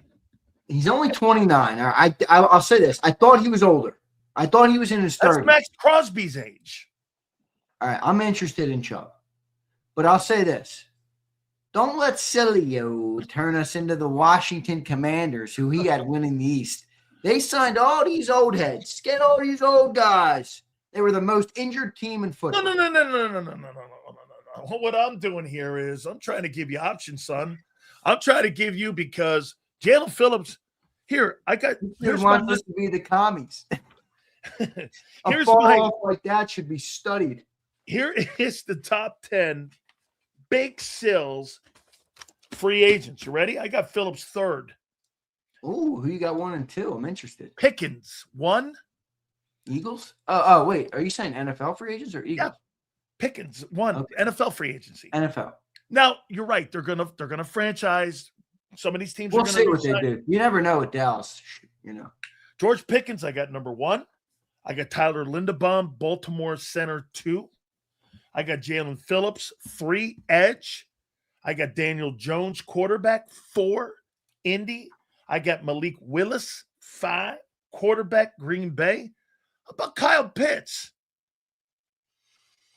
I mean, he's going to be up there, but 961 yards and 108 catches from the tight end position this last year. My only concern with that would be he was a ghost the previous 3 years, and this was a contract year. You know, here's what I wonder with him is how he fits. Like a previous offense, like if we had last year's offense, I'd say no way. No way. Because you need a guy that can block. You need a versatile tight end. But, boy, these tight ends that can catch in this West Coast or branded as West Coast or whatever you want to call it, they can really thrive. So, he's a Jersey guy. He'd be coming back home. I think he's grew up around here. Actually, he's a Jersey guy. I didn't know that. Archbishop Wood. Did he go to Archbishop Wood? He's a Philly dude? I didn't know that. I do, dude. Yeah, he went to Archbishop Wood. I thought I remembered that. And where he from? I thought he was from Jersey. And where did Gator go to? What? Dude, he originally attended Abington Senior High School before transferring to Wood. Abington Senior High School is 5 minutes up the road from me. Did Prep play him? No, it would no. No. No, Prep's 6'7". Where did your GM go to school? Prep is the elite of the elite. Prep's not. Where did your GM go to school? Gators, and he went to. And he went to Florida too. Oh, interesting. Huh. He grew up in Warminster. I didn't know that. I thought he was a Southern kid. No, yeah, he's from around here. My number 7 guy is Breece Hall. You have any interest in that dude, New York Jets? That kid can play. That kid can play. That Breece Hall. Now, it's going to require, again, this offense is going to require a different version of Jalen. But that version, if you get a guy like Breece Hall, you're going to have to get rid of the football and use your backs in the passing game. Breece Hall is a great player. He obviously has not been able to show how good he was with some injuries and playing in New York with the Jets. I mean, nobody can showcase their talents there. But that kid can flat out play. Is he a free agent? I didn't realize he was a free agent. Get this. He ran for 1,000 yards, 4.4 yards, and the quarterbacks were Fields, Tyrod Taylor, and Brady Cook. And get this, it got so bad he even took snaps as a quarterback in New York. So is he? And get this, he had 36 catches for 350 yards receiving, and he had almost 1,100 yards rushing. All right, the big question with Breece would be this. Can he block? No, it's actually not that. But that is a good question because you need to. If you're going to go that route, one, you've identified that you want to go the 2 running back approach. So is Breece the fit with Saquon?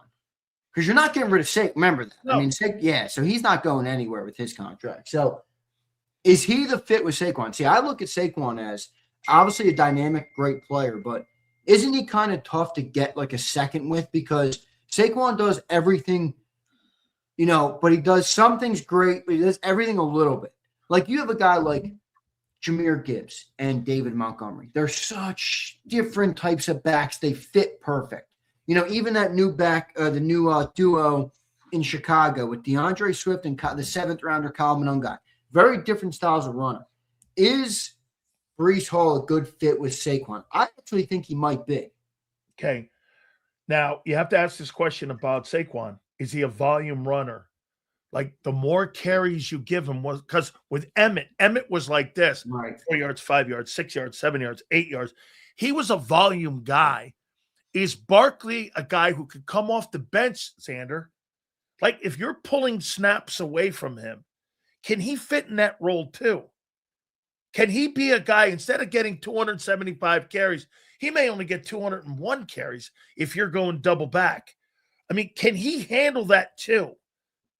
I think that extends his career more. Yeah, maybe.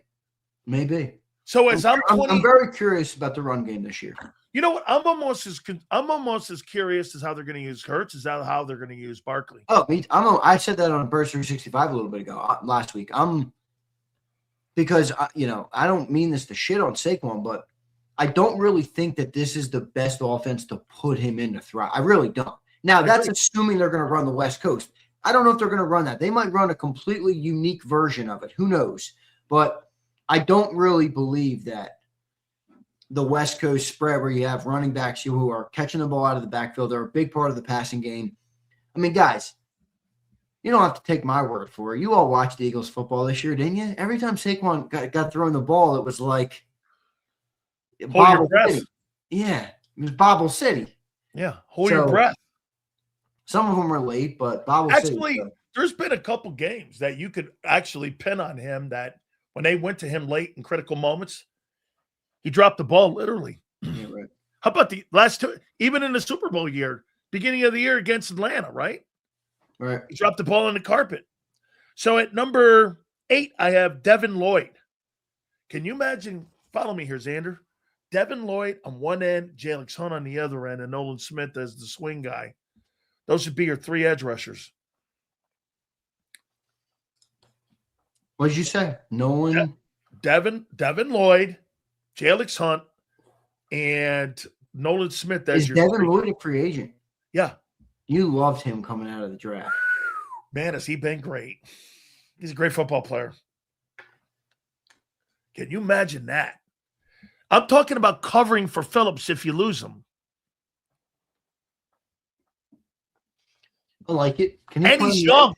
And he's young. Can he play on the edge? Yeah, he's an outside linebacker.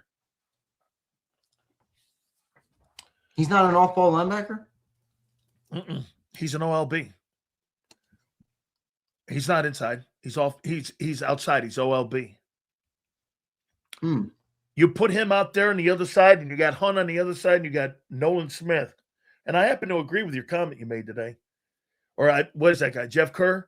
He said that, look, Nolan Smith's not a bad ball player. I don't think he is either. I don't. I think Nolan Smith's a good player. I'm kind of out on Nolan right now. I'm not out on him. I got it.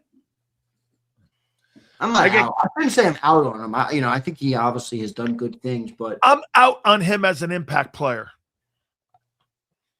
That's kind of where I am. Yeah. I think he's good, man. He's a good player. Yeah. I don't mind him. Listen, as I said, on the rookie deal, I'm good with him. When we start talking extensions and everything, then we got to have a different conversation. Like Nakobe on a rookie deal, I'm good with that. But on an extension deal, I got an issue with that. And number 10, I've got stupid Trey Hendrickson here. I don't know why. I hate that guy. Dude, he's a very productive guy. You love sacks. He's a sack guy. Yeah, but also love guys. I'd rather have a guy set the edge and get me sacks. Every time I listen to Trey Hendrickson, I'm like, this guy sounds like a. I know, man. I know. Like, but dude, quit. You ever not bitching? I mean, he's always bitching about something. I know, man. I'm not with that. Every time he's in the headlines, he's bitching about something. All right, so if you're Howie, what's a bigger conversation right now? Trying to keep Dean or trying to convince Cotter to stay? Dean. Well, I don't think they want either. How about that? Oh, you're going to lose both them dudes? I want Dean, man. I'm on the fucking Dean train, man. I think letting Dean walk is a mistake. But I don't think they want either. It's a deep tight end draft, too.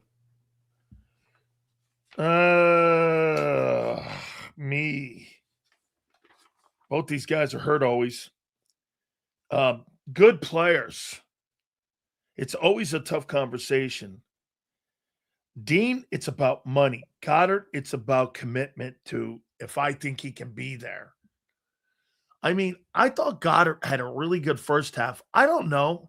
Second half? He was okay this year. He was okay. I think the touchdowns are kind of jading everyone's. There was like 6 of them that were shuffle passes. Like, dude, come on. What do you want me to give you $28 million because you caught a shuffle pass? I thought he was better in a Super Bowl year. I mean, because he made some critical plays that year. I don't know. Yeah, Bob brings up a good name. I like Cole Kmet, man. I like him. All right. So I ranked the positions. Actually, I didn't. Dan Morgan did for me. In the upcoming draft, what did he say? Now listen, you know what everybody hates in this draft? They hate the draft because there's no quarterbacks in it. And Dan and Elliot Wolf both said this. Because there's not really a lot of great quarterbacks in the draft, don't go to sleep on the draft itself. Every single general manager I spoke to the last 2 days said this is an elite offensive tackle draft. Elite, upper tier offensive tackles draft. He said, we don't have Jeff Stoutland anymore, so. Edge is second. Wide receivers third.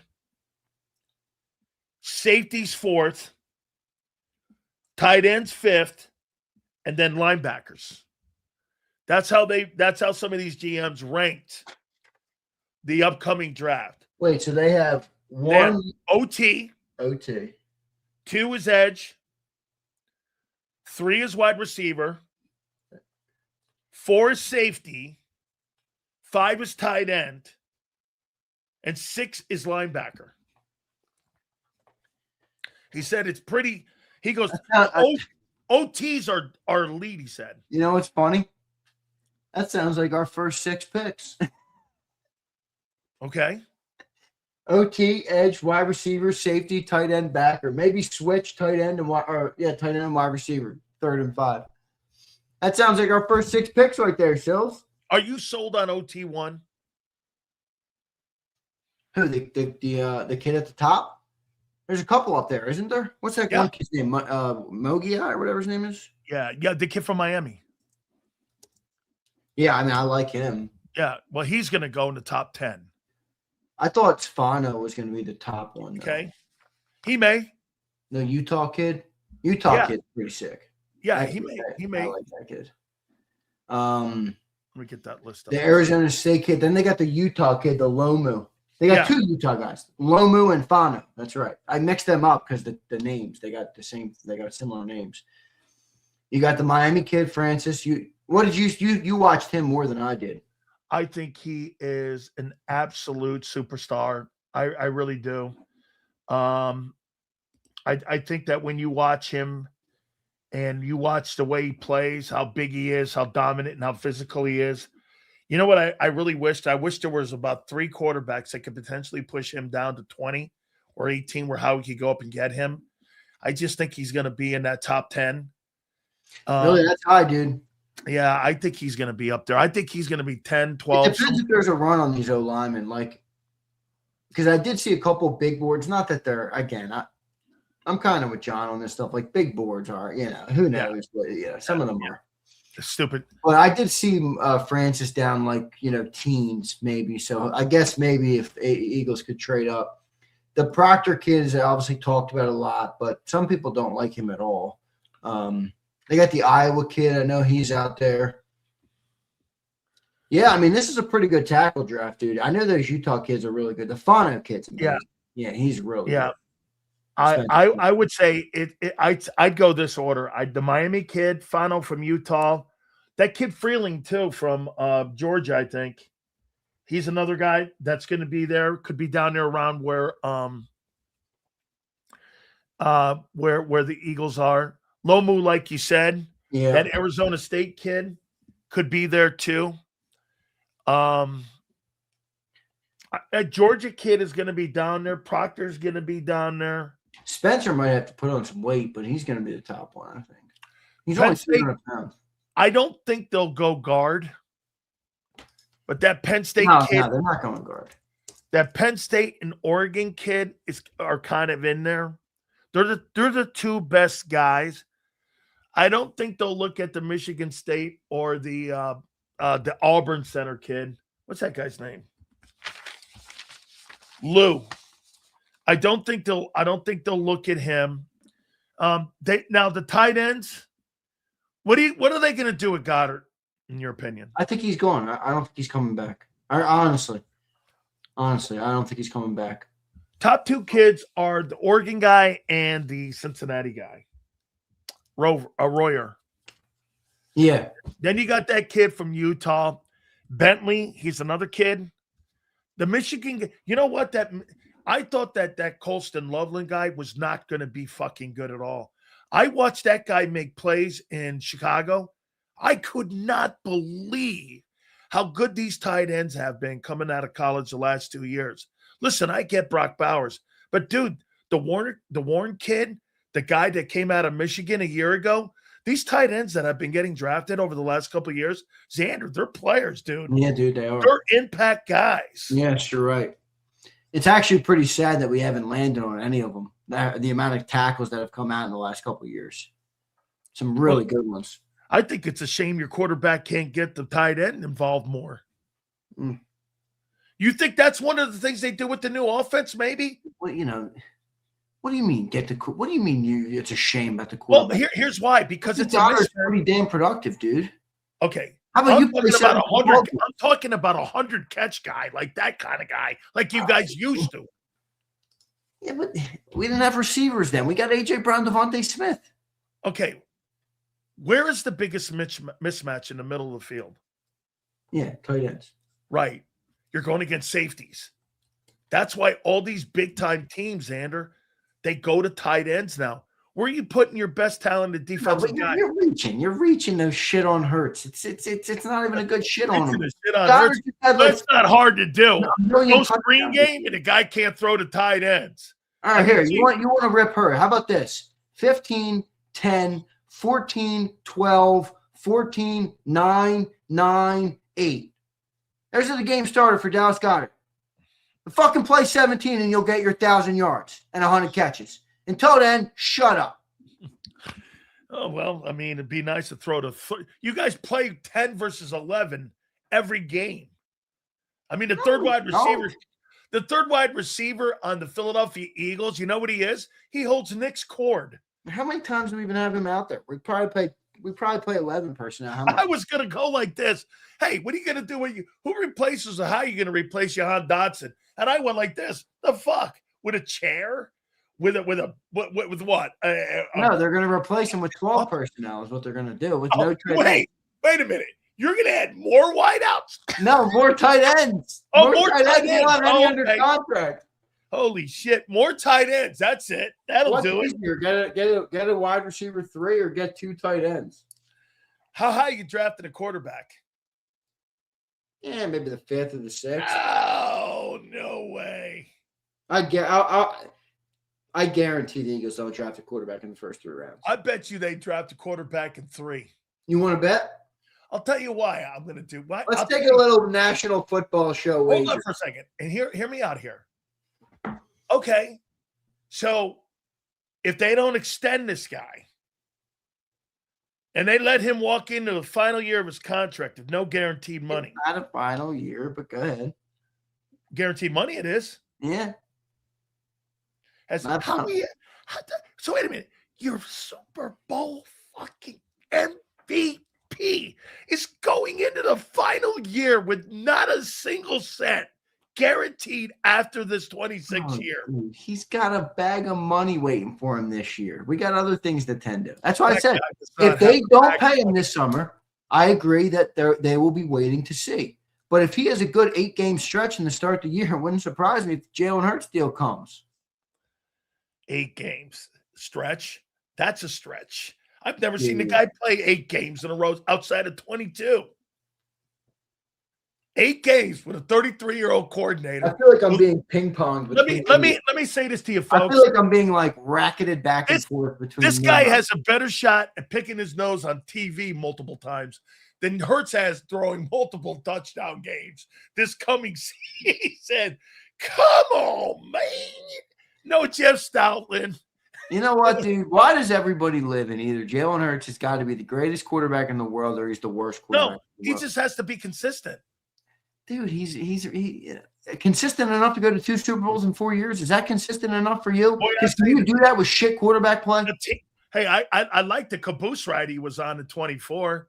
He was on a train called Whoa. All right, I agree that he was on the Saquon Express. He was on the Saquon Express, as was everybody on that football team. You know, the defense did good too, but do you think they go to the Super Bowl in those multiple years, though, with shoddy quarterback play? No, I think you can go there with Sam Darnold. Well, Sam Darnold played pretty good this year, no? Yeah, he still led the NFL in turnovers. You know that, right? Darnold led the NFL in interceptions this year. Yeah, what do you have, like 15? Yeah. Last time Jalen had 15, the Eagles blew an aneurysm, fired his best friend, and hired Kellen Moore. And the reason is because that Darnold can throw from the pocket and throw his team out of problems. Hurts can't. Oh, and Darnold also throws 15 picks, as you just said. And Darnold just won 32 games in 2 years. And so did Jalen. He got a better win percentage than him. I'll take Sam Darnold in the pocket. You're not highlighting that you're right or wrong. What you're highlighting is that there's more than one way to do it. Who do you think has had how about this? Who do you think has had and played better in the last 2 years? Sam Darnold or Hurts? I think Darnold's been asked to do more. But this year he wasn't asked to do that much. Last year he was asked to do a lot. He was. He did in Minnesota. He did more last year. Yeah. He did. But I don't think it's overwhelming one way or the other. Do you believe that it is going to be OT, edge, tight end? That's pretty good guess, yeah. Could you see them taking a tight end in the first round? That would be a far fetch to me, but if all the tackles they like are gone and that Sadiq kid is right there, I could see that. That kid's a player. Yes. That kid's going to be a player. I was watching some of his tape this weekend. That kid can play. That kid's going to be a good player in the league. But I I don't see it. I really don't. I don't see a first-round tight end this year. Here is something that I want you to answer, because some of the Jalenites in here start to have like cardiac arrest when I ask this question. So I'll ask you, my friend, is it an indictment on Jalen? Is it an indictment on Nick? Why have they made so many position coach changes for a team over the last 4 years that's gone 50-18 and has been to 2 Super Bowls in 4 years? Why the overnight meteoric change on the offensive side with all that success? What do you, again, no, just an opinion. Why do you think they've gone this lane? Because I think the owner breathes over people's shoulders. You know, when you're in an office building, you're working at a desk or somebody, and you got somebody who's just always looking at you, and you're just like, bro, can you not like look over my damn, or you got your phone out and somebody's that's what I think it feels like in there. I think they got an owner that you know, and good. There's some of that is a good thing, by the way. I do. I think some of that is pushing them to constantly, but I also think, you know, with the lack of patience, it can be a little bit, you know, there are definitely downsides to it. And this is a perfect example, Sills. I mean, did the offense look good this year? No. Did the offense do enough this year? No. They won 11 ball games and blew it up like they were the New York Jets. Crazy. After a Super Bowl. Again, I don't think they're wrong about wanting to get better on offense. But that, to me, is a dramatic measure to take for a team that's had as much success as they've had. And I think the only way that happens is if the owner is in some way or another not a patient dude, which, again, that's his personality type. That's okay. And you know, people feel pressure to make moves. Nick, I think Nick honestly felt this summer, if he didn't make sweeping changes, he was fired. Okay. And I think if he didn't have that, I don't think he would have made the changes. I really don't, because I think he would look and say, overall, we've been overwhelmingly successful. We got a couple things to clean up. Let's focus on them, and let's get back to the drawing board. Okay. We're going to installing a whole new offense with it, a whole new scheme, getting rid of Jeff Stout. Dude, that's drastic. Drastic. Overnight change. We're going to read the supers, then we're going to go to Gary Cobb here in a second. But I have one last one here for you. I saved this bad puppy for the last one. 7, 8, 9, or plus 10 wins. As of right now, if you were going to throw some money in Vegas or Atlantic City and put it on the table, where do you see the Eagles landing right now when it comes to the 26th season? Are you thinking this could be a down year? Remember something, too. You might want to take a step back to take 3 steps forward because, we see that's what New England did. They took 3 steps backwards, 3 bad years. They were in the Super Bowl this year. It's fair. I don't think the Eagles are at that point. I mean, I get your comp. I don't love the comp, but I understand it. I'm going to go 10 plus. And I don't say it with confidence like it's going to be a 13 or 14, but I just think the team is a damn good team. And even when they're bad by our standards, they're pretty good. I mean, the lowest games they've ever won with Nick and Jalen, it was 9 games, and that was when they were throwing the ball to Jalen Reagor and company. Yeah. They didn't even have, guy. It was Devontae Smith was your 1 that year. You had Quez Watkins as a 2. So I think they're going to win. The weird thing, though, is I do feel like it's boom or bust with this setup. It's a lot of change, though, dude. That's my big issue. And that's why I feel like it's either going to work out, Sills, and the offense going to look a lot better, and you're going to have Vic Fangio and that defense still playing well, and boom, you have a better team. Or I feel like, they're installing an offense that's not built for the quarterback. It's not built for the running back. It's not really necessarily built for your 2 wideouts where you have a lot of motion, a lot of guys moving around. So we're going to find out, but I think it's boom or bust, man. Here's the early odds for the Super Bowl 61. Seattle 1, Rams 2, Buffalo 3, New England 4, which I think is too high, San Francisco 5, Kansas City 6, Baltimore 7, Green Bay 8, Philly 9, Chargers 10. That's the betting odds on teams getting to the Super Bowl. I disagree with Baltimore, New England. I think New England's going to take a drastic step backwards. I could see that. Okay. I think Chicago could take a big step back, too. Yeah, I'm surprised they don't have Chicago in the top 10. I think probably that's kind of a shocker. Probably right. Yeah, I think they're probably right. Well, probably because they're assuming that with Michael Parsons coming back, Green Bay's probably going to take that seat there. Well, Green Bay was a good team. They're built pretty well, so that's going to be interesting. Here's Ramir. He says, let's not forget the Jets got 2 1s for a cornerback. That's true. That was That was a good bold call. take. Good call, Ramir. You're right. Bold For take. Sauce Gardner. Kimberly says, thanks to the NYPD for protecting us. Oh, she was on a subway today, and there were gunshots. She was on there. Oh, wow, really? Yeah, Shout out she to the heard gunshots. NYPD. She was Be on. safe out there, Kimberly. My brother's in New York City. Khaled says, we need safety, too, for Blankenship. Yeah, I think they could draft a safety this year. 4 or 5, somewhere in there? Yep. Rare. I think it's less likely they could go like 3 or 4. Yep. You're Shady. What's up, Shady? He'll catch his timing routes on the run. That doesn't mesh with Jalen. Well, he's also it's pretty hard to throw on time for that guy, dude. Yeah. That guy can run. Can you imagine him in an offense with Herbert? Herbert. You put him with Justin or Herbert. Josh. Josh has a huge arm. Josh up in Remember, that's why he was great with Mahomes. Mahomes has a cannon too. That's right. Here's a couple more. One more. Khaled says, can you see Eagles signing Jones if McKee leaves? Jones as in Daniel Jones? Mac Jones? Mac Jones. Yeah, I could see that. Yeah, well, they're going to, from all reports. Yeah, he's going to be the next Baker Mayfield. Yeah. He's going to get $30 million somewhere and get it. I believe that. I think that if I were the Jets, I would go get him. I'd go get Mac Jones. I agree. And build my team around him. By the way, keep kicking ass, man. I'm Birds 365. I like that Jeff Kerr kid, man. Yeah, thank you. All right, brother. I appreciate it, man. I'll see you. Brother, I will see you tomorrow, my friend. All right, dude. Thank you, man. Make sure you guys check out Birds 365. JAKIB, I got to tell you, before we bring him in here, I have never seen a team that continues to give more every single week. I thought when I first started covering the Eagles, I thought they were going to be, not like really, right? No way. You got A.J. Brown reading War and Peace. You got people trying to replace Jalen Hurts. You got Nick almost being fired twice in the last 3 years, and the guy's won 50 and 18 in 4 years? This is crazy. These Eagle guys act like they're the Jets. And Gary and I grew up in the New York metropolitan area.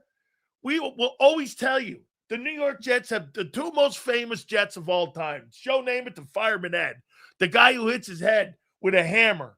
You have to hit your head with a hammer if you're a Jets fan. Okay, that's it. That's all we know is growing up like that. Without further ado, Fox 29's and our friend, and we're so privileged to have him here with us. He is JAKIB. He joins us right now here on the program. That's all we knew growing up. Fireman Ed and Joe Namath. Yeah, you're right. Yeah, after, of course, everybody talks about, the year that they won it and everything. But how long can you keep living off of that? Hey, Neil Armstrong landed on the moon the last time the Jets were good, dude. Yeah, they got a bad situation up there, and they got to do a rebuild, after they did a rebuild, So that's bad up there, but hopefully we're nowhere near that. We're nowhere near that kind of thing, Let me ask you, Gary, would you draft a quarterback in this upcoming draft? I think that they're going to draft a quarterback. Chances are, they make it a regular thing. Now, the draft one high, no, they're not going to do that. I think they're going to draft. I think they see somebody that because they have needs. I mean, look at some of the needs. Chances are, that offensive line, is Lane Johnson going to be back? Some of the guys in there in the middle, they've talked about with some guys maybe leaving, because of the injuries and things. So they clearly, I think, are going to probably do some things with doing some things offensively in the draft, and specifically with the offensive line. Who knows? Maybe at the tight end position. I don't know that Dallas is going to be back. So those type of things. They have some things they need to touch up on. And so I think they've got their eye on a number of positions they want to improve before the season starts. As you know, going to the combines, this is kind of like, the convention where you start deals, you talk to agents, you're talking to general managers. This is where the A.J. Brown deal was cut a couple years ago. So let me start here with this with Jalen Hurts here. Don't you agree that if he has no guaranteed money after this year, Gary? This is the final year coming up on guaranteed money. Yeah. If you're going to extend him, wouldn't you do it now? If they don't extend him now, it's 2026. A prove it to me year with the new offense and the new coaches. They hired 5 new guys. If you're not going to extend him, or maybe you think they should extend him, how do you think they should handle this? Because, this is he's guaranteed no money after this year. That runs out. What should they do? And Howie likes to get ahead of stuff like this. I think what they'll do? I think what they're going to do is they're going to see how this season goes, especially how it starts. Now, if it starts well and everything, I think they could end up doing something right in the middle of the year, doing a deal. If it's not, then they clearly might back away from it, and then they might start looking at the draft. They might start looking at, doing something to get a young quarterback. Because they still, you got a lot of pieces in place, and I still don't think they're in a position where they're even at all thinking about, really breaking everything up, because, they still spending a lot of money on offense, but they're going to have to start addressing their defense, and it's going to require some dollars. So I think what they're going to look at how this season goes, and they could end up doing something, like I said, right during the middle of the year, to do something if it's rolling. But of course, they want to see, you got this new offensive coordinator. How does this work? Is this flowing, or does it look like a situation where this is never going to fit? And that's what I think they're going to do. But I don't think that they're going to jump up and make a decision before the season. No, I don't see that. Don't you agree with me that if Jalen doesn't run any longer, the dual threat that you paid for in 23, when you gave him that contract extension in the offseason, Gary, his market value as a player would be down if they're not going to run him. Last year was the least amount of yards he has had. He's been a starting quarterback in Philadelphia. I mean, if they're not going to run him, he's not the same player. That's not what you paid for. So again, am I wrong when I say that, or do you think they're going to run him more this coming year? I think that's something that we're going to have to wait and see, because I think that, does he flow with the passing game? Is he flowing with this passing game they're bringing in here? I think that's something that we're all going to be able to see. Does it look good, or are we going like, oh man, this isn't going to work? It doesn't fit. He doesn't fit in this. So I think that's what we got to wait for. And, are they going to have things that are going to be able to adapt to him, and he's going to be able to adapt to the system? I think that's going to be very interesting to see how it works out. I think it's going to be obvious whether it's a thumbs up or thumbs down. I don't think it's going to be hard to see.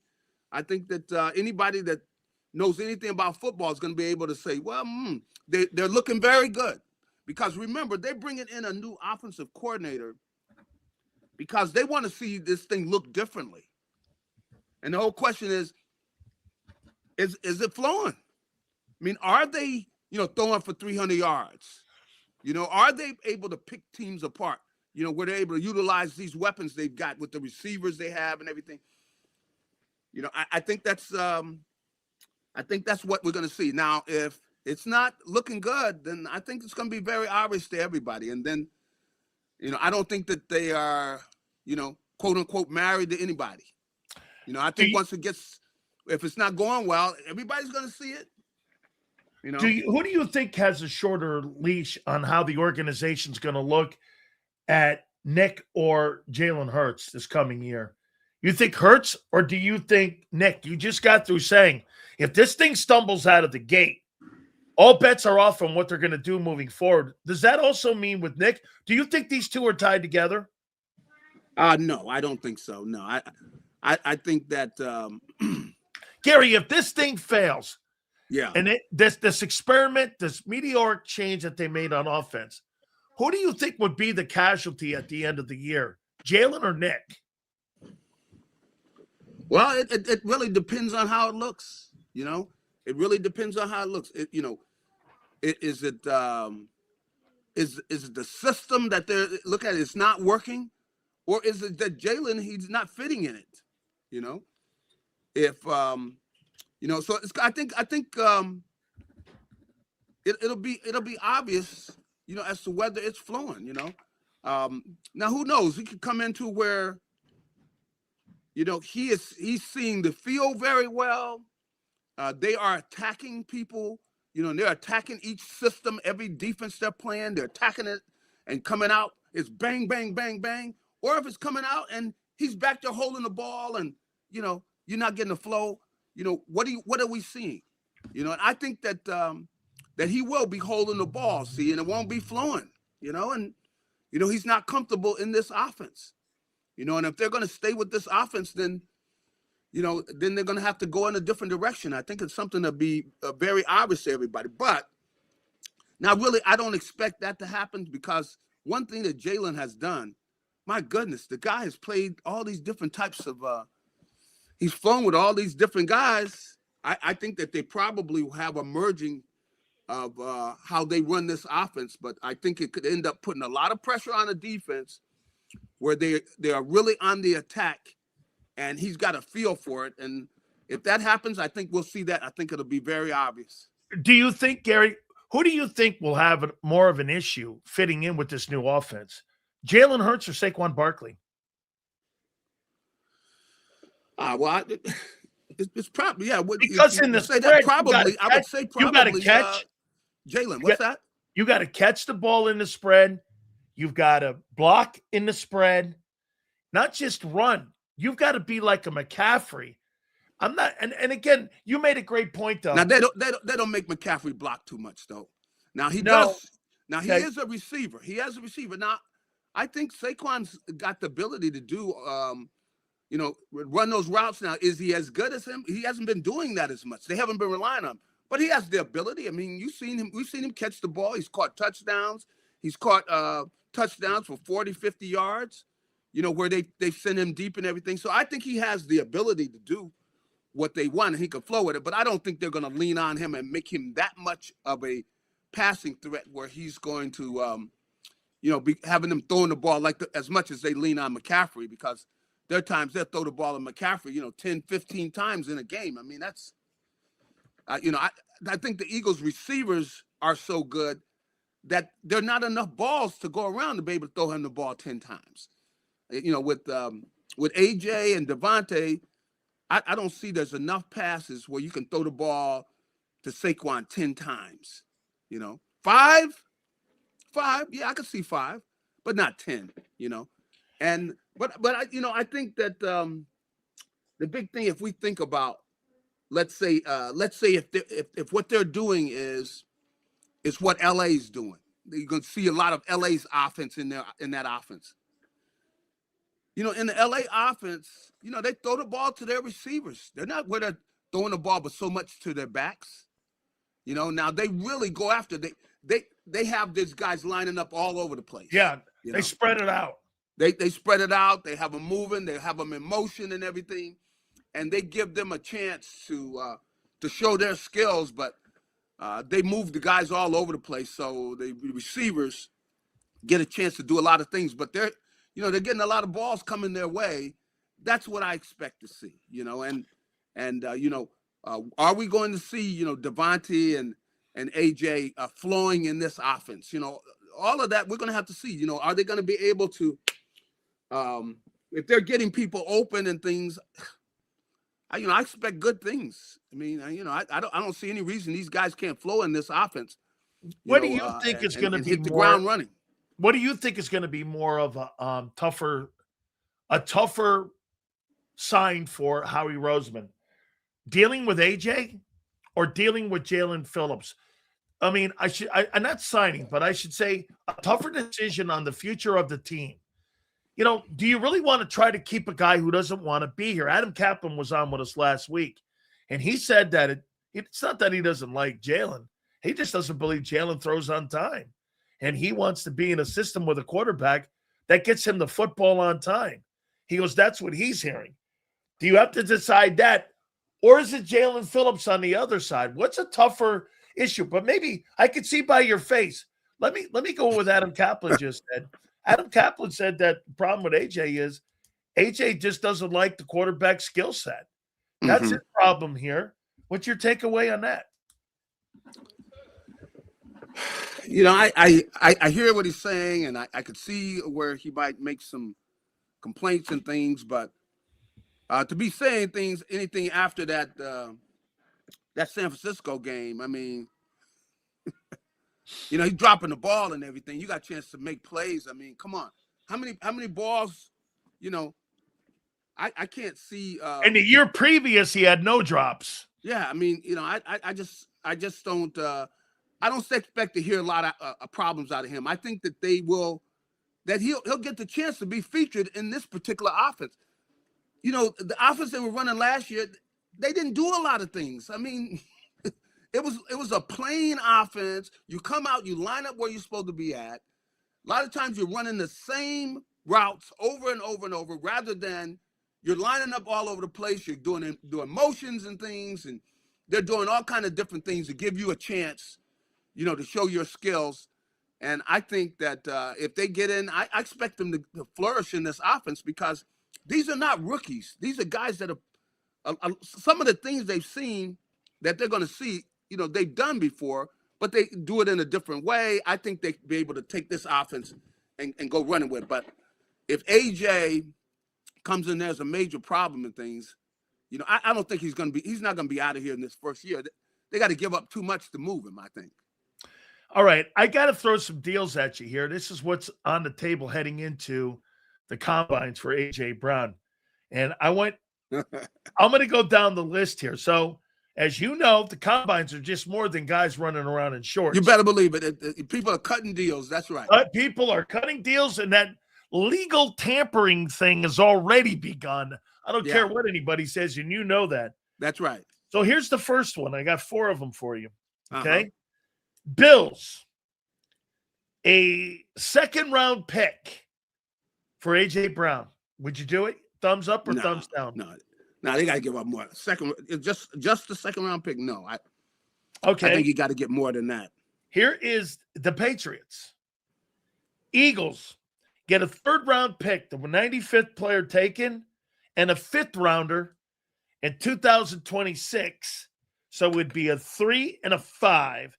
The Patriots would get AJ, and the Eagles would get a 3 and a 5. No, I want more than that, because, you know, give me a couple twos, even if I got to get one next year or something. You know, I want somebody that where I feel like I could take the pick and almost replace him with the pick. You know, by doing a good draft, having a good draft. You know, where I make a selection where I think I could get somebody who could come in and help us right away. So I at least got to get a second-round pick and something else, maybe a second and a third, you know, something like that. But I got a Charger deal here for you now. Yeah. So the Chargers, according to Jim Harbaugh's guys, the Eagles would get a third-round pick and a sixth-round pick, and the Chargers would get AJ Brown, and the Eagles would also send a 7th-round 2027 pick. Would you do that? No, I want more than that. You know? Hey, what do you mean? I mean, so you think he's worth more? Well, I think if, you know, let's say things were to start going south, you know, when they come in and everything, and it's not fitting and everything, I would not move him before the season. I want to see what he looks like in this offense. Meaning, and you know that the new offensive coordinator, does he want them to move AJ? No, man. Look, I want him here. Now, if somebody makes an offer, which is where they clearly get the good side of it, where they get so much, well, that's different. You know, if you're going to get 2 and 3 picks or something, and clearly it's you know, outstanding deal for the Eagles and everything, where they're going to give you a 1 and a 4 or something, you know. So would you take the Bills deal, a second rounder for AJ? It's the 60th overall pick. No, I mean, I would consider it, but I wouldn't make the move until I see AJ in this offense.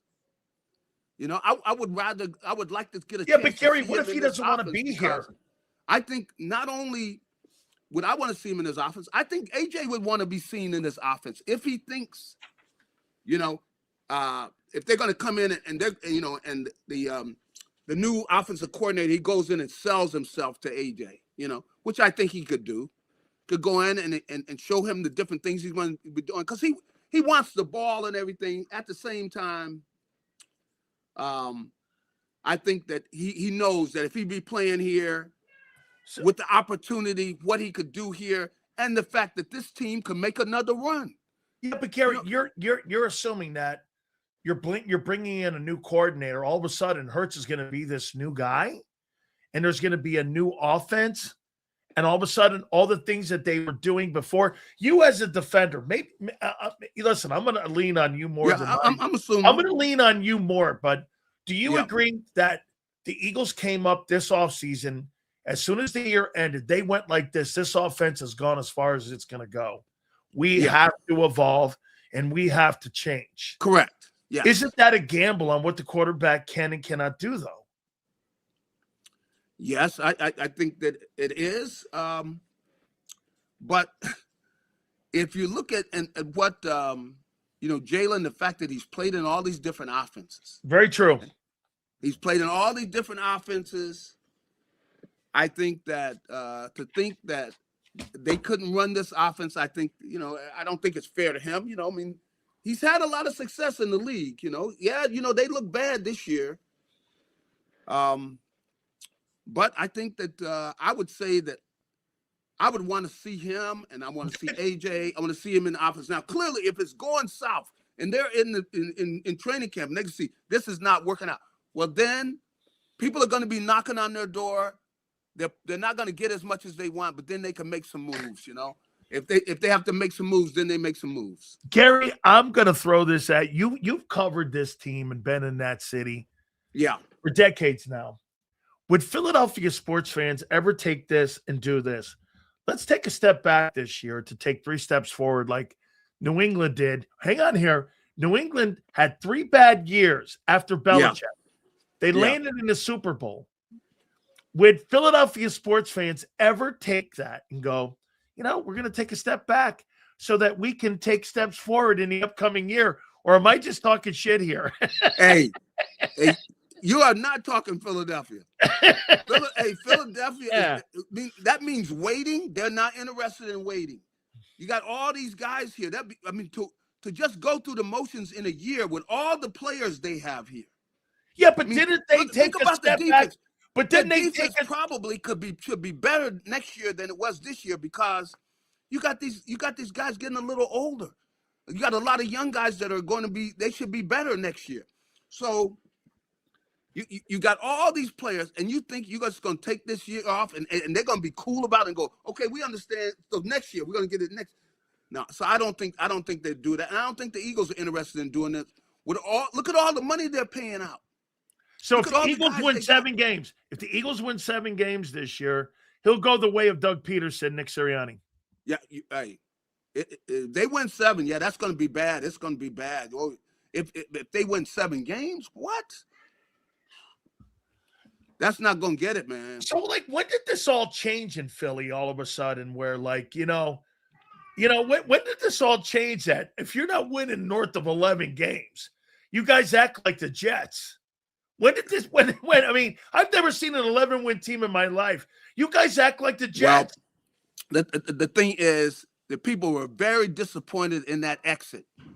Now, if they won a game or 2, but to get beat by San Francisco, who then goes and gets humiliated. Yeah. Okay. Seattle just totally abused San Francisco, the team that eliminated the Eagles. That was bad. Now, if they'd have went out and let's say the Rams had to beat them, or Seattle had to beat them, but you had San Francisco, who got run out. It basically got ran out of the stadium. San Francisco did. And they booted the Eagles out, Come on, that's not acceptable. With a team, they know they're better than that San Francisco team. With all the talent they have, you can't score but 19 points. And that's why, people are all talking about, the change. That the Eagles, I know Jeffrey Lurie and Howie and them, they were not happy with that offense. You got come on, how much they're paying on this offense? $200 million. They can only score 19 $200 million. Come on. All right. So from that standpoint, I don't think the Eagles front office is accepting that, and the fans won't accept it. So all right, they expected something. They want production. Should the Eagles keep Dean or Goddard or both? Or do you let both walk? Well, they were going to let Goddard walk a couple years ago. So I wouldn't be surprised if he were to walk. I wouldn't be surprised if they got some young tight ends. I wouldn't be surprised at that, Hey, I heard today the last time the Eagles drafted a tight end in the first round, it was Keith Jackson. I mean, that's back when Jerome played. That's right. I mean, so could they ever do something like that with the kid from Oregon? Do you think they go down that lane? They could do that, even though I don't think I would like to see them get a couple tight ends. So maybe you get somebody in the second or third or fourth round. You get a couple of tight ends. I think they need to do some of the things that we see the Rams do with their offense, utilizing these tight ends, because I think that goes with this offense, which is you still got you got a running game, but then you want to throw off of it. And so you want to get you some young tight ends that can block and can get out and catch the ball. It really puts the defense in a tough situation if you got some tight ends that can really block, because then you can run the ball. And I think that fits, what I think they want to do. And then what it does is you're still able to feature Saquon, which I think they want to do. But then you're able to do a lot of things with the passing game. You can do all kinds of things with the passing game, with the tight ends going down the seams and work and running routes. If they just can get out there, it really puts a lot of pressure on the defense. So you see the Rams. Look how the Rams really attack people, and I think that's what they want to see. All right, couple last questions here for you. Let me put it this way. You think Nick Sirianni is the best coach in the Jeffrey Lurie era, and that includes Andy Reid and Doug Peterson, with all the things that has happened in his time since he's been the head coach? I know the time has been productive, and I got to say that Howie's a better general manager, I believe, than Joe Banner was, okay, with what and how he handles the contracts. And I think Howie's got a lot to do with this. He's been the best GM in Eagle history, in my opinion. Yeah. You tell me what you think of Nick. I mean, do you really believe right now, do you think Nick Sirianni is more of a head coach than what Andy Reid and what Doug Peterson was? Well, really, Nick is not really doing – he's a little different than both Andy.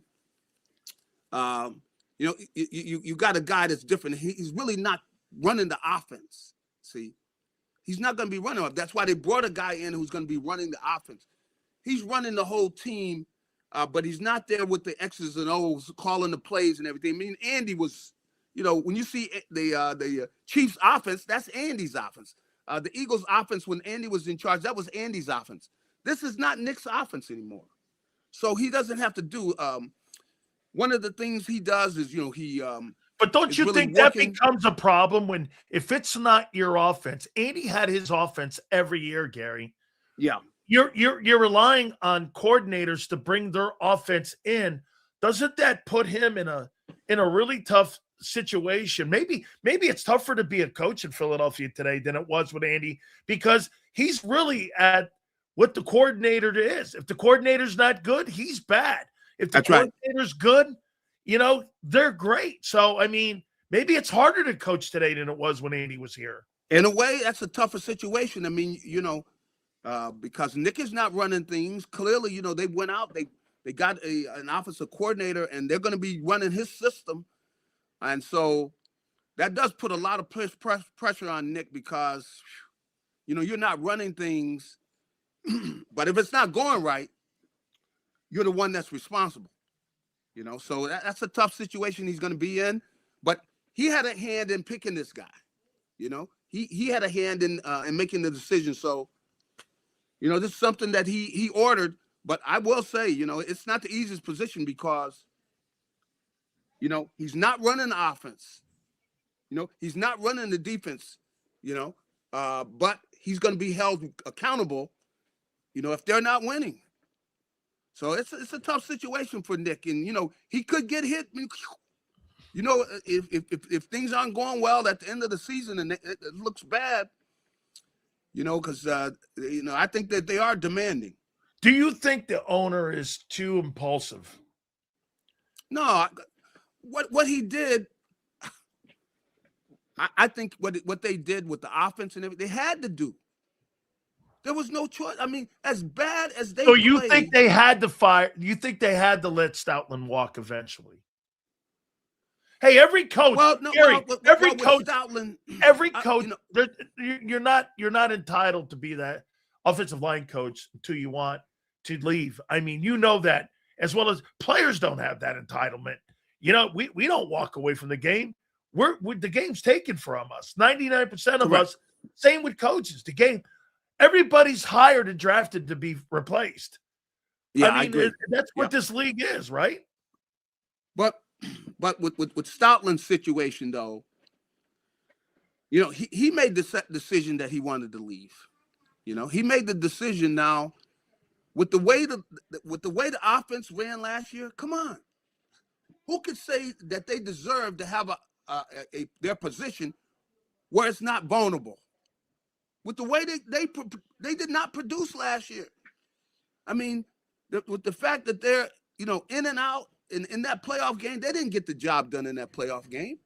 So I don't think it's a shock if people are going to lose their jobs. I mean, especially with the fact that, look at all the talent you got on that offense. I got one last one here for you. Nakobe Dean. What would you do with him? Does this come down to money?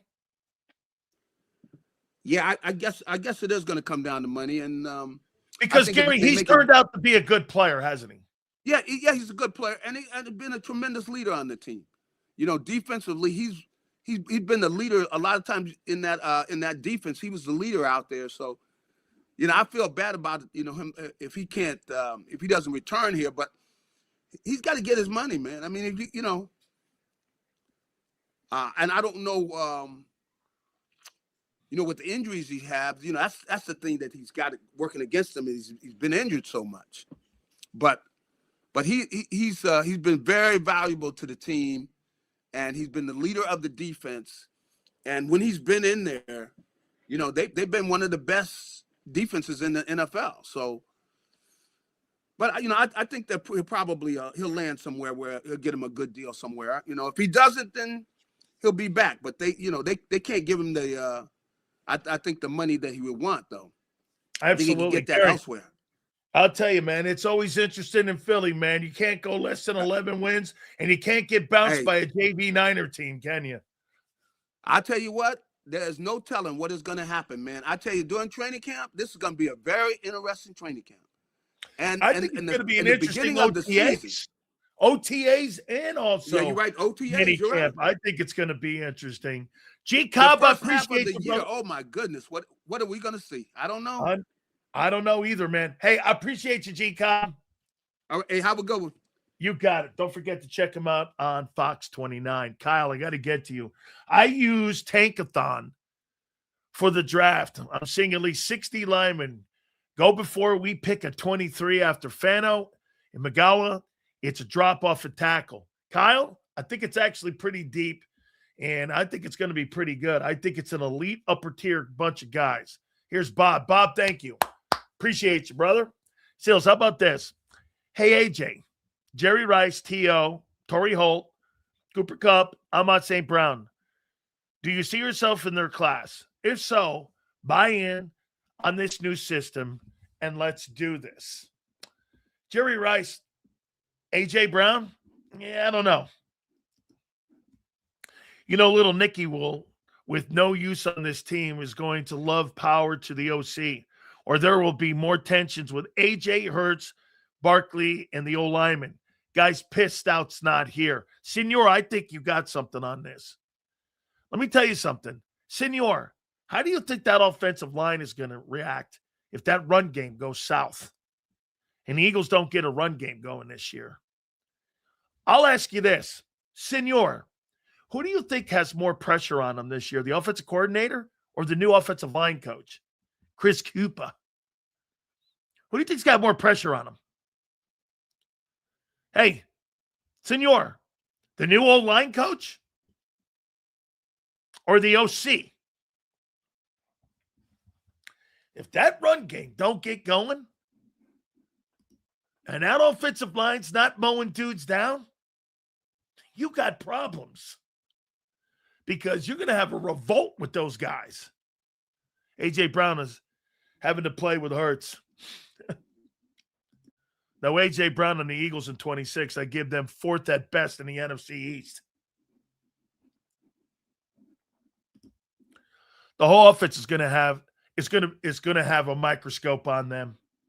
Hey, that offensive line coach, if that guy does not have a great unit this year, I mean, to everyone's point, Xander pointed it out. You know what? They were a top 10 offensive running attack. They were 9th. And it was a down year. Sills, I know it's not Rice, but Rice, the number. Okay, I got it. I got what you're saying now. I got you, Bob. By the way, Bob, thank you for the super, man. Of course, look at this guy. Seamless transition. Because you had so many of them last year. All those seamless transitions that this guy said that I would be wrong on. Big Sills. Right. Again. How you doing? 24. I took it on the chin. 22, 23, 25. Slam. Like a Hall of Famer. Shit. They called me Nostracillus. Holy shit. I was like Nostracillus. Some fucking crazy year. Man. Slam. Dunk. Done. I was like shooting 90% from the field. Like 90%.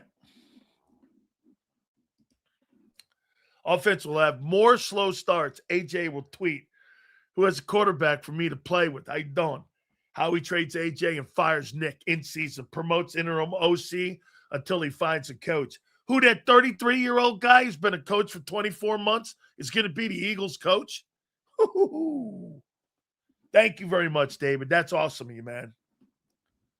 Yes, sir. Oh, yeah. Let's see. Here's my record. You ready? Here's my record for the Eagles.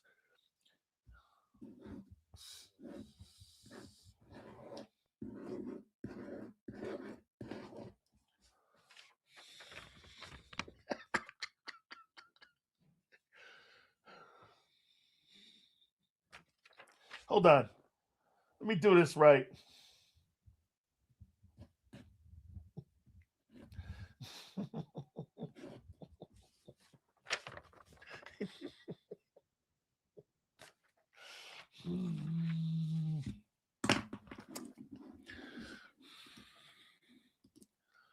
Someone is getting fired or traded.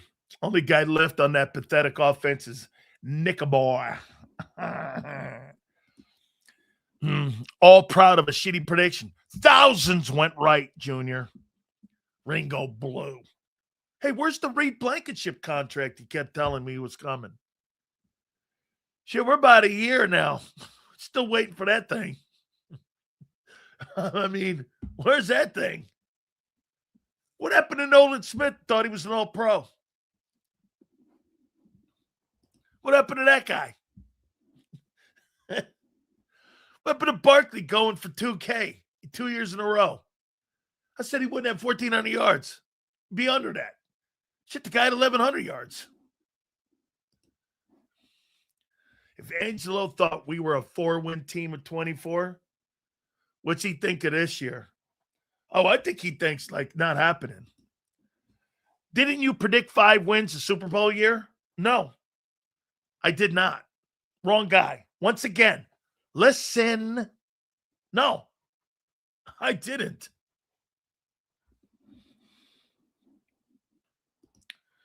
This past year, I said you win 11. Boom. Sir, you are seriously slow. Yeah? Follow along, kid. You want to know what slow is? Your quarterback who can't read a defense. That's slow.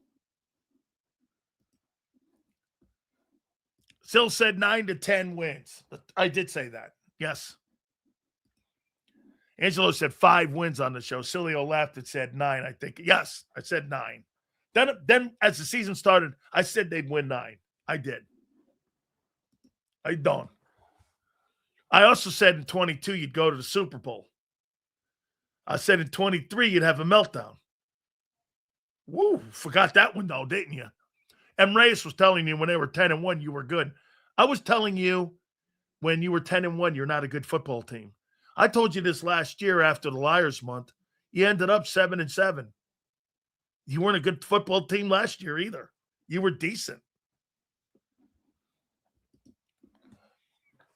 Who told you to flip my record?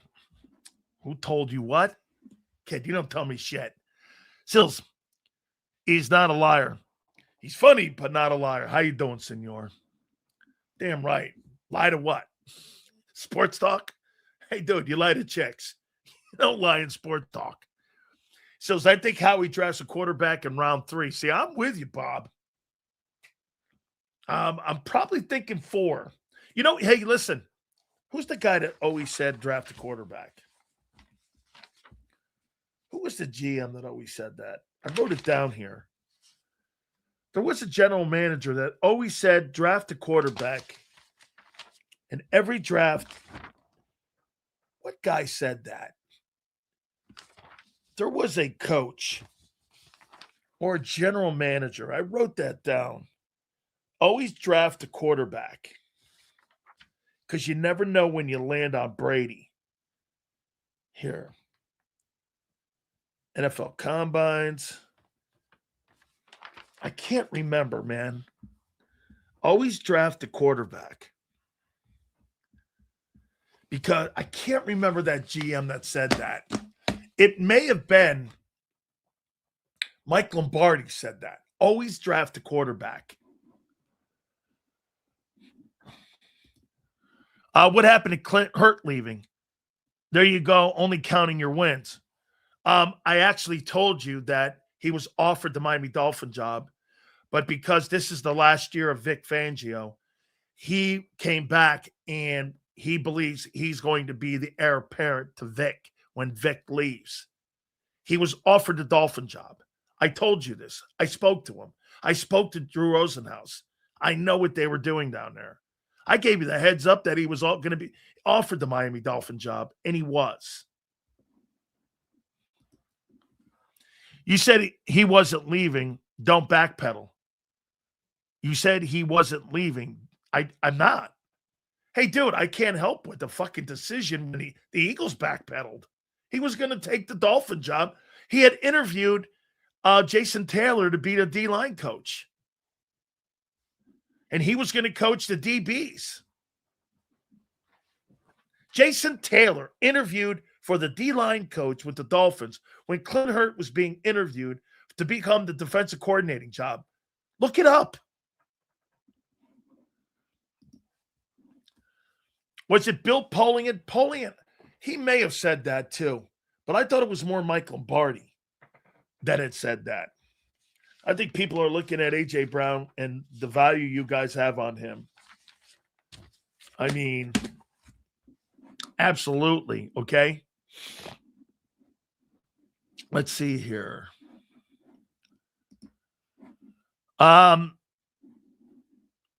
It may have been. It may have been. It may have been. Let's see here. Angela, he did say 5 wins. He did.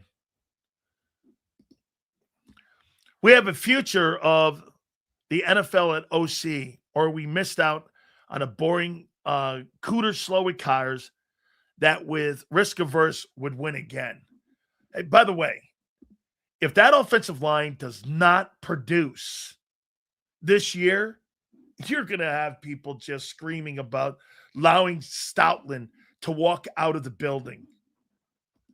It'll be an absolute train wreck. When do we start to see contracts for defensive players? Well, Jalen Phillips, you're not resigning. Rosenhaus is representing him, and he's the third free agent right now. That's 17.5, you see? Dude, they just gave defensive tackles $20 million. They just gave Milton Williams $26 million. He's going to command around $24 to $25 million in this upcoming negotiations. And that's most likely going to be, I would say, he's going to be in Tennessee. Seals, remember the idiots saying Keely Ringo would be all pro? Yeah, I thought we said he was a bum all last year. Seals, I don't care about our record this year. I just want to see growth out of the quarterback. Answers will be clear moving forward if he's our guy or not. Twiz, I'll say this to you. Okay, I actually like that take. Twiz, the quarterback throws for 4,200 yards. He's at 68%. He throws for 30 TDs. You guys go 9-8. You kind of take a step back, a 2-game step back to improve the offense. Would that be a success with the new coaches? Hurts throws for 4,200 yards, 68% completion percentage, 30 TDs, and you go 9-8. Would that be considered a success? Moving the offense forward. Would you agree? Look at it. And plus, with that schedule you have, you're going to have one of the toughest schedules on the planet this coming season. You go 9-8, 2 games less, but your offense gets better. Barkley goes for 1,200 yards at 4-something. You lose close games, but you see improvement with the quarterback. Would you not think that that's a success? I would. I would actually extend the quarterback if that happens. You're not going to win the fucking Super Bowl every year. You're not going to have 12, 13, no matter who you are, whether you're the Packers, the Patriots, teams don't go 14 wins every year. That's not happening. Hurts will be 28 at the start of the season. If he doesn't improve this season, then it's time to move on. He will not be any better than he is now. I don't think he's going to be any better than he is now as well. This NFL, each team gets smarter. Yes, agreed. That's why they changed the offense. Would take a step back to take 2 or 3 forward and then win 13 games and lose in round 1. Hey, I mean, you're not going to win every single year. Dude, there's been 9 teams in 61 years or 60 years that have repeated. You're not a dynasty. Okay? You're a really good team. You're like the Rams. You're not a dynasty. Dude, how many dynasties have been in the NFL in the last 20 years? New England, Kansas City, and who? In the last 25 years, name me dynasties that have won multiple Super Bowls in a short time frame. Kansas City and New England. And then who? No one. Okay? Yeah, and you know what, too, Reyes? The Chargers own you.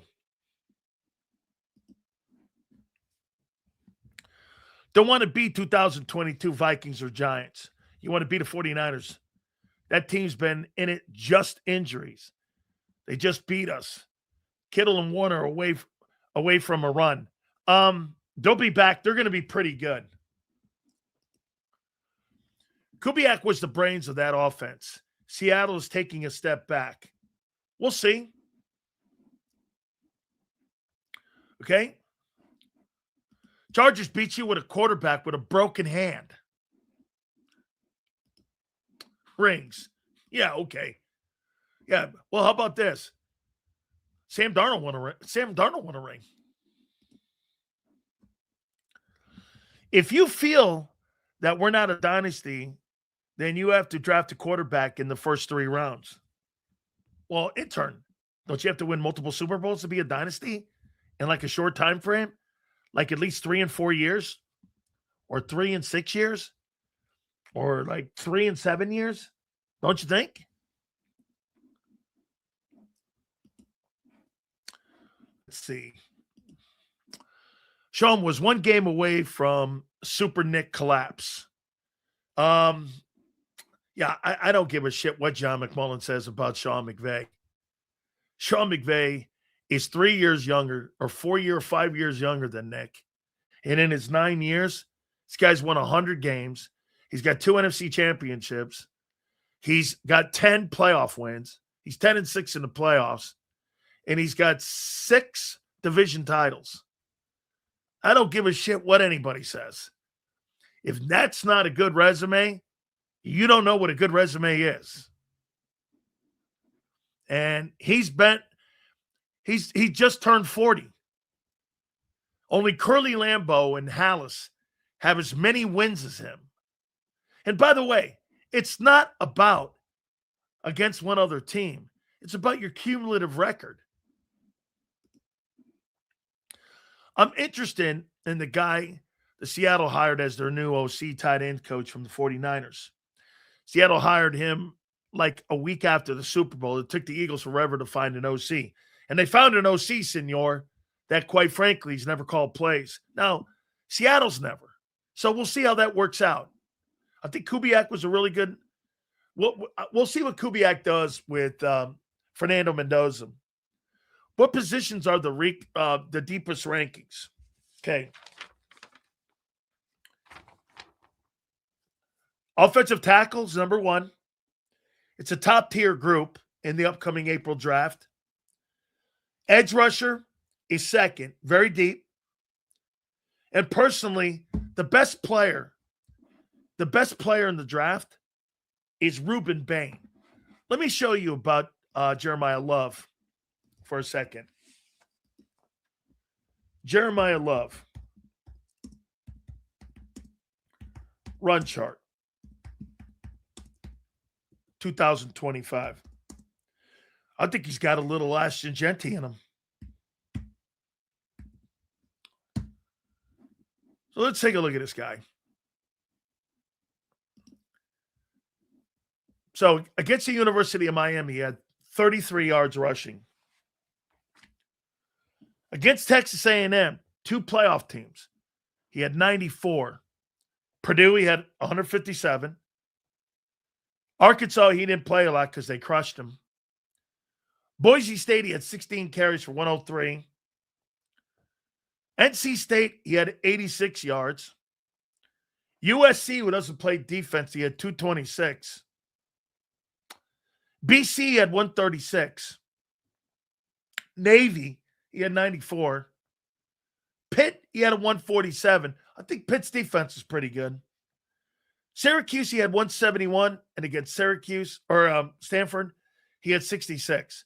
Look at these fucking teams he played against.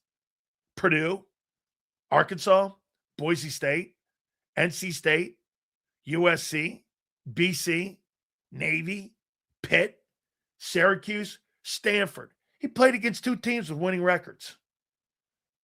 Outside of the first 2, which they lost. I mean, who the fuck did he play against? 2 teams had winning records, Pitt and USC. I mean, who the hell did Notre Dame play against this last year? Arkansas, Boise State, NC State, BC, Navy, Pitt, and Syracuse and Stanford. Those last two teams stunk. So who are you gauging this against? And he had 1,300 yards. I mean, did they play? Let me take a look at this. It's a whole list of stiffs. Ashton Genty played against tougher teams. Notre Dame 2000 ending, get this, Notre Dame. I mean, when what's his name? That came out of Texas. And he ended up going to Atlanta. Dude, he played against some great teams. Let's take a look at this.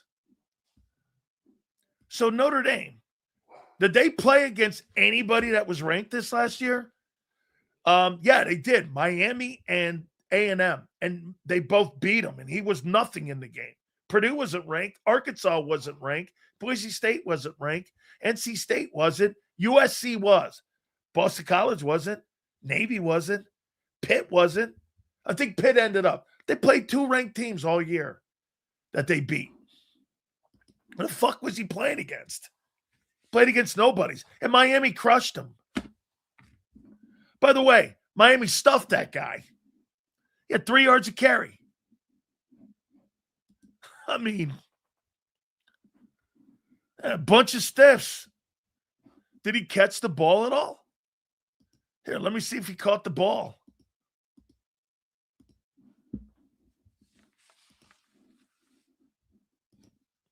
Here, total stats for Jeremiah Love. Name me a running back in the NFL right now from Notre Dame outside the guy from the LA Rams. Like Notre Dame produces offensive players? Like who?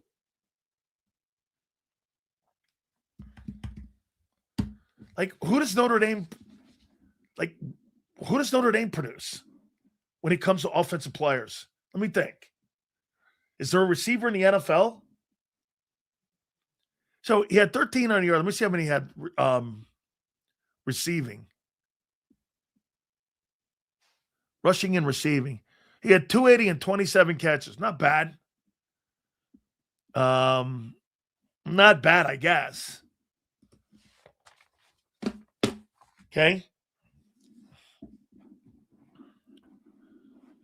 Yeah, I said 2, dickhead. Carson Beck was a stiff in clutch time. Carson Beck beat Ohio State, A&M, and Ole Miss. That's 3 playoff teams he beat. And he was 41 yards away from winning a national title. Okay. Then every other quarterback in that playoff was a stiff too. Last time they had a running back, it was Jerome Bettis, and that was 30 years ago. How about this too, Kyle? Name me a wide receiver in the last 25 years Notre Dame has had that's been worth the shit. Can you name me one? Name me a fucking tight end. Name me a quarterback who Notre Dame has had. Anybody. Name me one guy that's a quarterback out of Notre Dame since Joe Montana. Name me one quarterback since Montana. Okay? Name me one. Chase Poole. Okay. Chase Poole.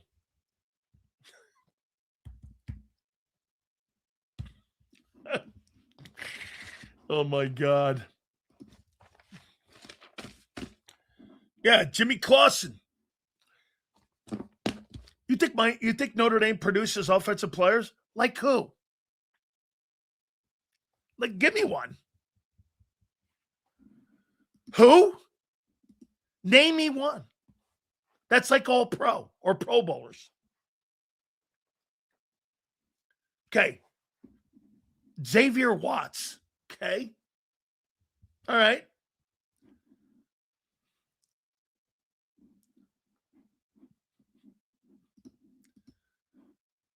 Okay. Who? He's naming me 3 guys in 25 years. 3 guys. Good players. Especially Quentin Nelson. Kyle, name me a skilled guy on offense. Skilled guy on offense in the last 25 years. Name me one skilled player at Notre Dame in 25 years. Oh, wait. One skilled guy. One skilled guy. Skilled guy, Forrest. Receivers, tight ends, running backs, quarterbacks. One skilled guy in 25 years.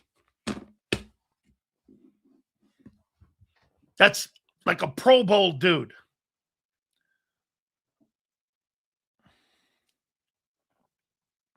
Can you?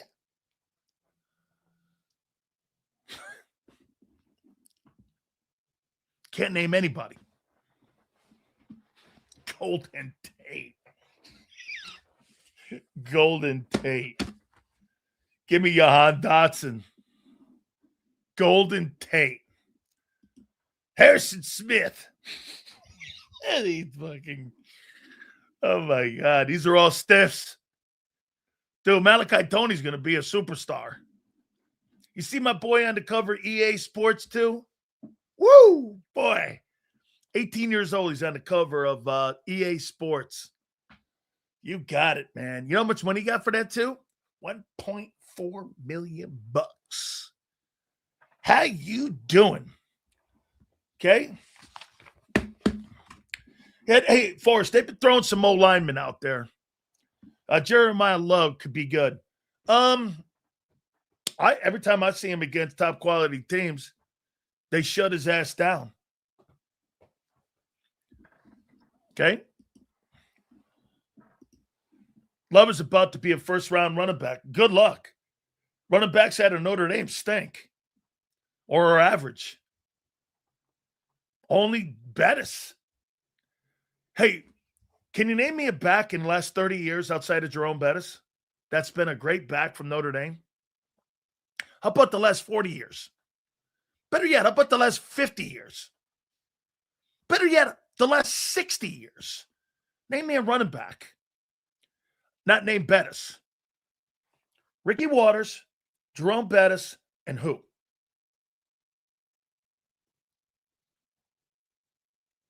In the last 60 years. Good player. Good player. I thought you told me he was a stiff.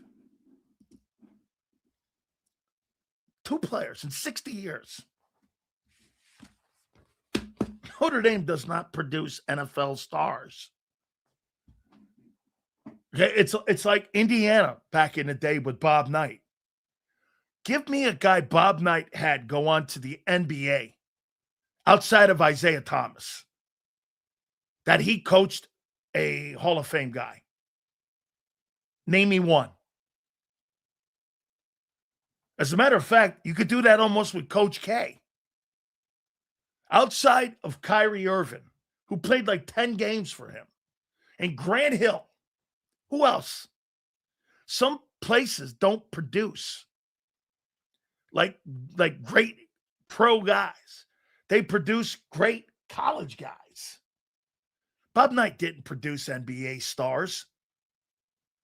Okay? Who? Never heard of him. They produce some really good college football players, though. Just doesn't translate to the NFL. You mean it doesn't translate to the NFL? Gator and ND hate is real. No, reality. Gators produce people, dude. The Gators put a lot of guys in the NFL. A lot of really good players, too. Notre Dame does not. Florida and Florida State and Miami, they produce a shitload of people. Who?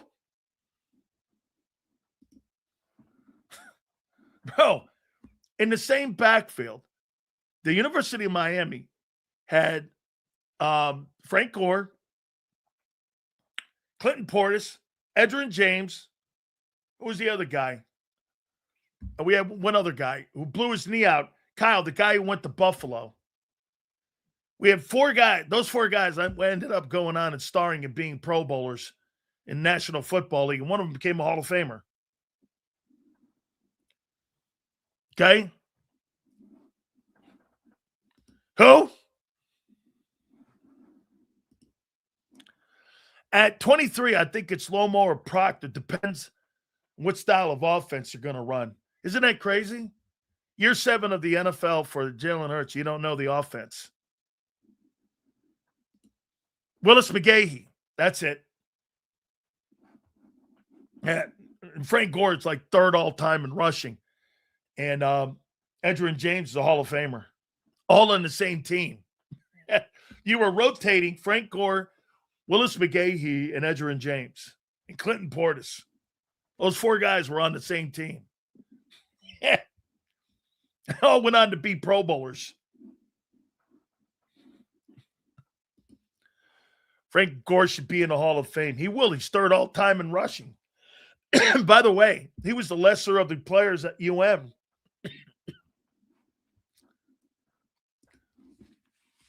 Miami, here. Let me get that right. Make sure I get that right. RBs on same team. NFL stars. Miami Hurricanes. Double check there. Dude, Miami. Let's see. Yeah, it was Frank Gore, Clinton Portis, who had 10,000 rushing yards, and Willis McGahee, who had 10,000 rushing yards. Gore's 3rd all-time. Portis, those 3 guys were on the same backfield. And all of them made the Pro Bowl, and one guy's 3rd all-time in rushing. They were on the same football team. Imagine, hey, you're rotating them dudes. Clinton Portis, Willis McGahee, and Frank Gore. And the other guys, you had Edgerrin James, and I forget the other guy that they had. Gore, not a Hall of Fame back to me. He's never been the best back in his era. Yeah, he's just 3rd all-time in pro football history. Only Walter Payton and Emmitt Smith have more rushing yards than Frank Gore.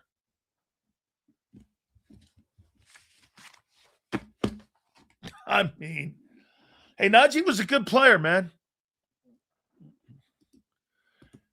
Correct. You can't say the history of college football without mentioning the U. Absolutely. You can't mention the Hall of Fame. Let's see what schools, by the way. Let's see. We'll own this in about 2 more years. Most Hall of Famers by school. I can't think the next guy. The next Notre Dame guy to go into the Hall of Fame will be the guard from the Cowboys. So Miami right now is at 9. Notre Dame is 14. USC's 14. Michigan's 11. Notre Dame will get one more in. They don't have really anybody that's going to be in the next 10, 15 years out of that school. Miami's got 3 or 4 more that will be in the Hall of Fame. So we're probably going to get that. We'll probably get that number in about 3 years. SC doesn't have anybody, I don't believe. Michigan will get Tom Brady in, so that'll be 12. Ohio State will probably get another guy in. I don't know who that would be. Pitt's going to get another one in. That'll be Aaron Donald. He'll get in. And Darrelle Revis went in already. But all these Notre Dame guys were back in the 60s and 50s. I can't remember. I think the last Notre Dame guy to go in was either Jerome Bettis or Clinton or Eddie Tim Brown. Let's see here. Let's see Notre Dame. Here's Notre Dame. So Miami of Florida. Yeah, we still got more guys.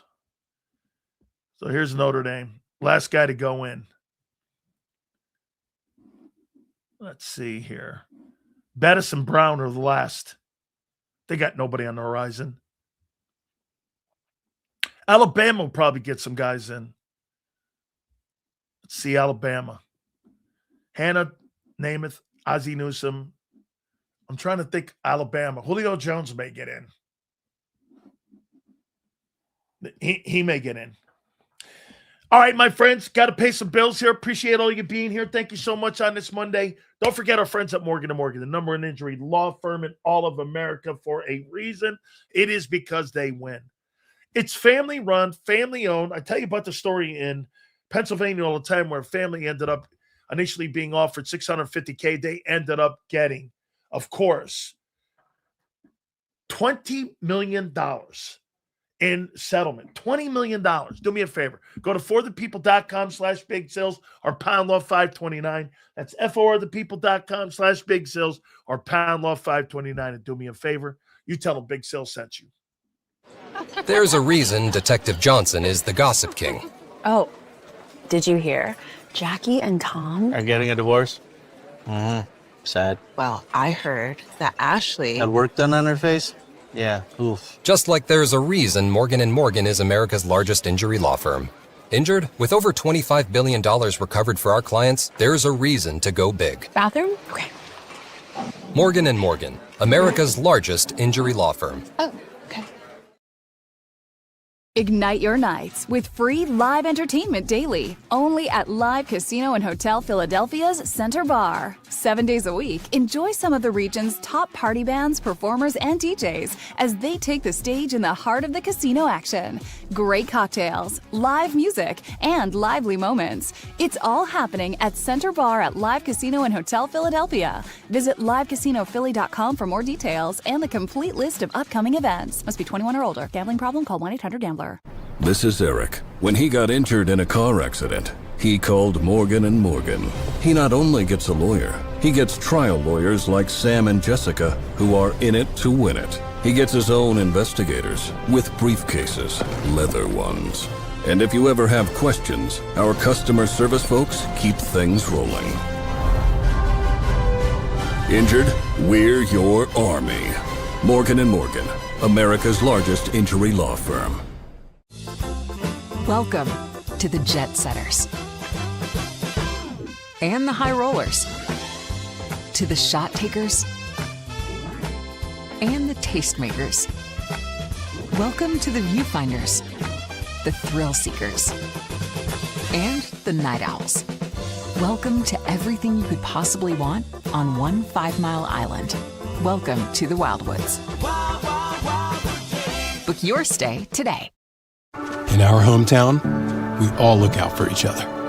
We go the extra mile to lend a helping hand. Thank you. We step up to keep our communities going strong. And at Independence Blue Cross, we're here to keep you going strong. We've been deeply rooted in our communities for more than 85 years. And that connection to members has earned us our spot as the #1 health insurer in the region. So while you look out for your neighbors, know IBX is always looking out for you.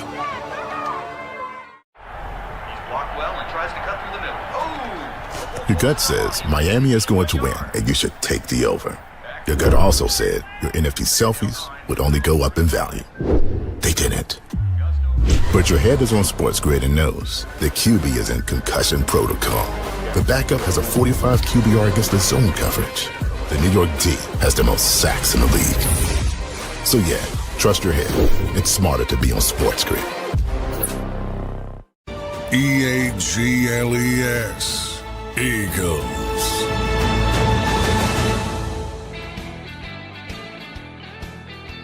If you guys think A.J. Brown is such a great player, why don't you extend him then?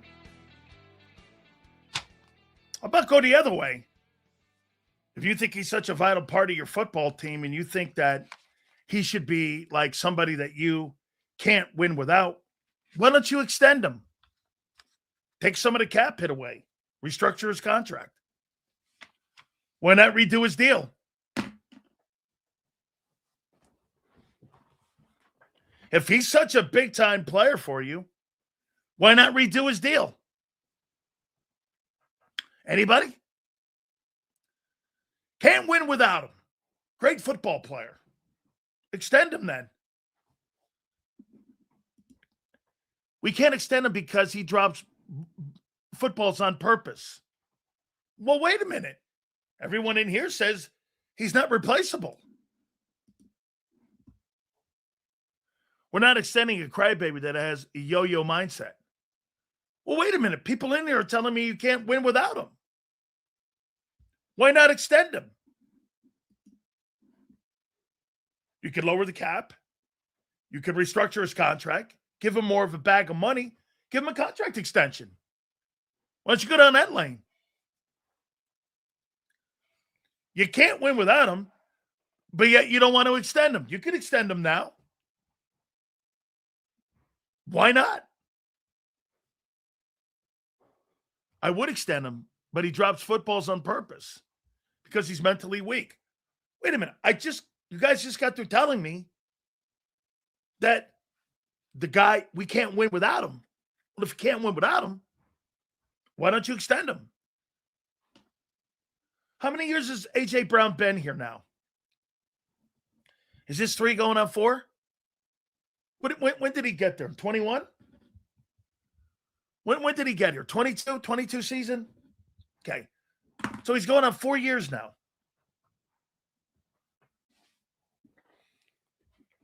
Okay. Why not extend him?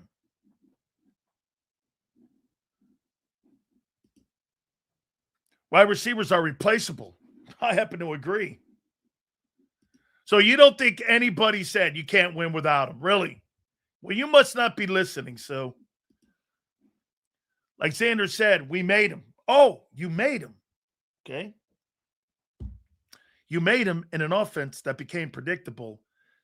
You gave him and you made him yards, and yet your passing game has always been poor, except for the Brian Johnson years. Only a handful of replaceable players in the league. Well, it depends on how valuable you are to your team. Correct? You think Jalen Hurts is replaceable? Don't cry, Sue. It's all good. Jesus criminy. It's Monday. You got a long week ahead of you, kid. If the Eagles trade AJ, Hurts will get teed up. Okay? Not everyone's saying that. I didn't. Hey. Okay. Now we got an English teacher. Great. Just what we need. Another social media English teacher. They're awesome on Twitter. Who gives a shit? Brian Johnson got completely scapegoated. He wasn't a bad OC. No, he wasn't. No, he was not. He wasn't. A.J. Brown's stock inadvertently went up by how bad the Patriots played in the Super Bowl. Yeah, especially Stephon Diggs. Thank you, Sue. I know that for a fact. You know why? Because you're here.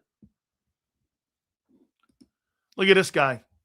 Frank Gore only got there by virtue of playing 76 games in the league, not because he was explosive. Mm-hmm. So a guy plays with longevity, and a guy plays 16 seasons in the National Football League, and he's there every Sunday. Unlike N'Kobe Dean. N'Kobe Dean's not there every Sunday. Frank Gore's there every Sunday. And you can count on him to be there every Sunday for you. And he ends up his legendary career third all-time in 105 years of the league in players and rushing. And you don't get credit for that. I see. Explosive? Bo Jackson was explosive.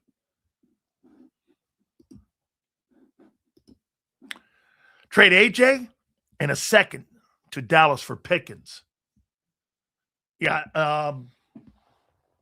Well, Pickens is a better player right now. Oh, wait a minute. How about this?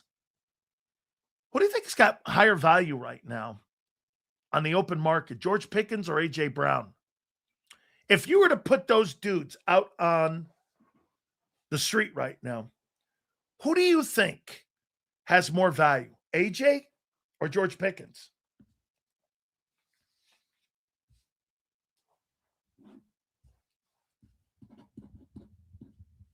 Who has more value, George Pickens or A.J. Brown?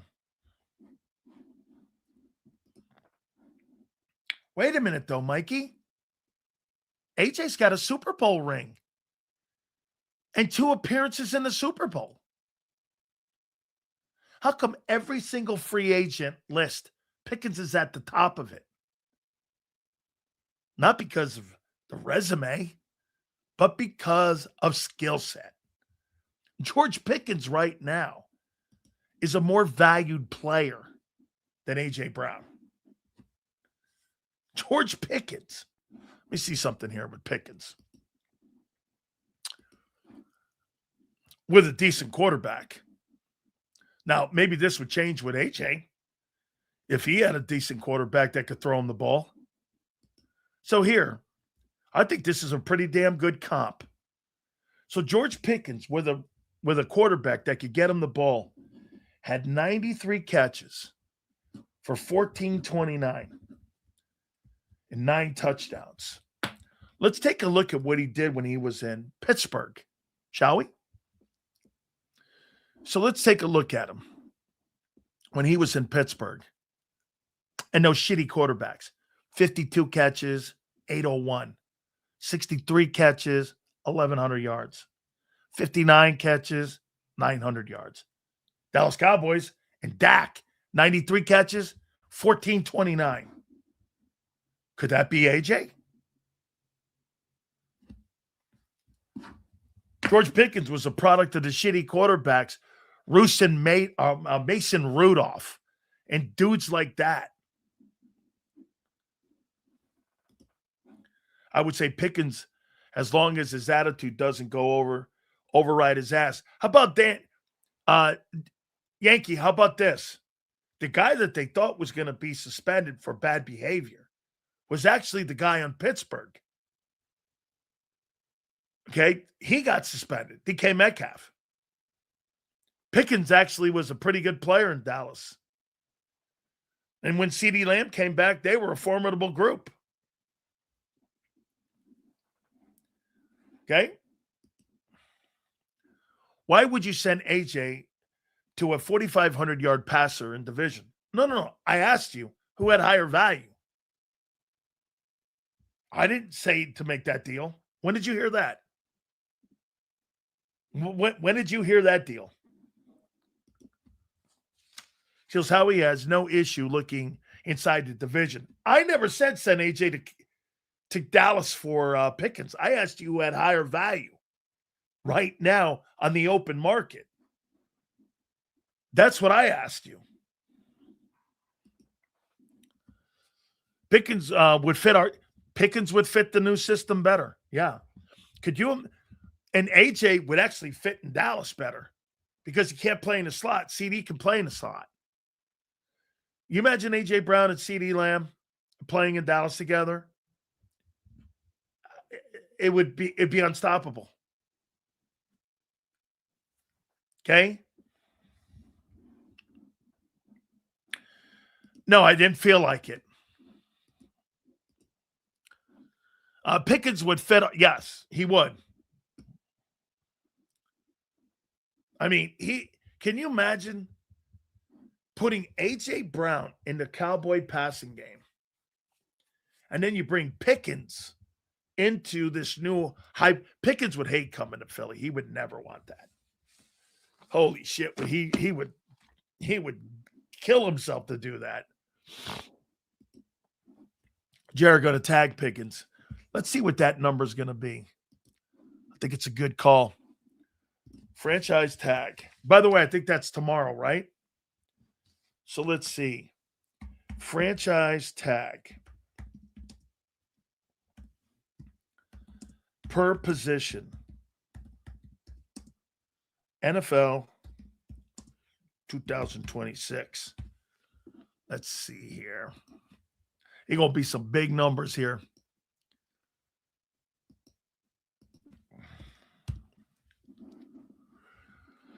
Let's see.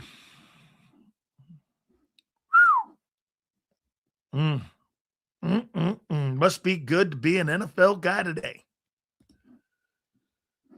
Quarterbacks. Franchise tag. 47.3. Woo! 47 million bucks. Jalen Hurts is making 50. And the tag's 47. Man. Running wide receivers. He's going to make 28 million bucks. And you get to do that 2 years in a row. O-line, 27 million. Here's this too. Eagles will never tag Jalen Phillips.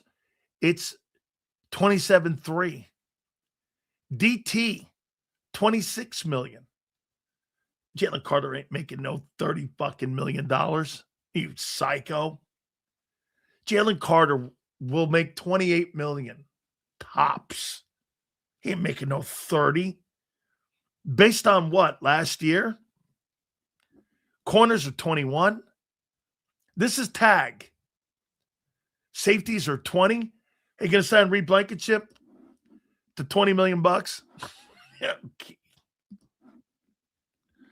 Running backs are 14. Whew, man.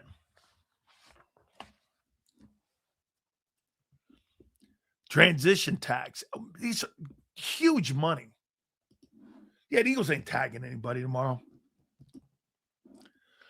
Carter better get the lowest contract with him, not playing well this season. Senor, what I would do is I would offer him a contract now in a bad year. Here's 28. Next 3 years, 28, 30, 31, 32. See what he does. There's no guarantees that guy's going to play well next year. You're assuming that. You assumed he'd play great this year. And he didn't. So if I'm the player, hey, I'd rather have money in the bank than promised me in the bank. Hey, let's wait till next year. What if he gets hurt again and his shoulders are hurt and he misses 5 or 6 games? The Eagles come back to him and go, here's 25. Actually, I think the Eagles are in. Last year, I thought Carter had the leverage heading into 25. Now, I think the Eagles have the leverage. I think the Eagles don't have the leverage on Jalen Phillips, actually. I think the market is going to dictate he's going to get more because people are not going to want to pay Trey Hendrickson $30-something million. They'll pay 25 for him and get the same production, if not more, out of him. Would you rather pay $30-some million for Trey Hendrickson or 25 for Jalen Phillips? Give me Jalen Phillips all night. All night.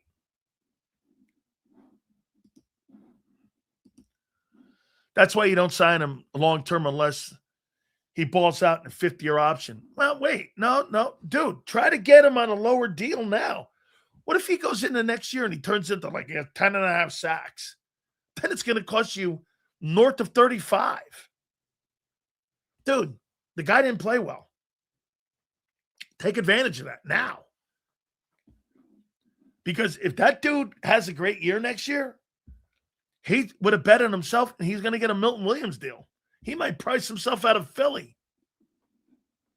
Then you are talking about a franchise tag. And if you franchise tag a defensive tackle, that's 27 million, 28 million bucks anyway. Do not trade AJ in the division with an upcoming or better quarterback. Nobody said that. I asked you who had a higher market value right now, George Pickens or AJ Brown. I never said trade him.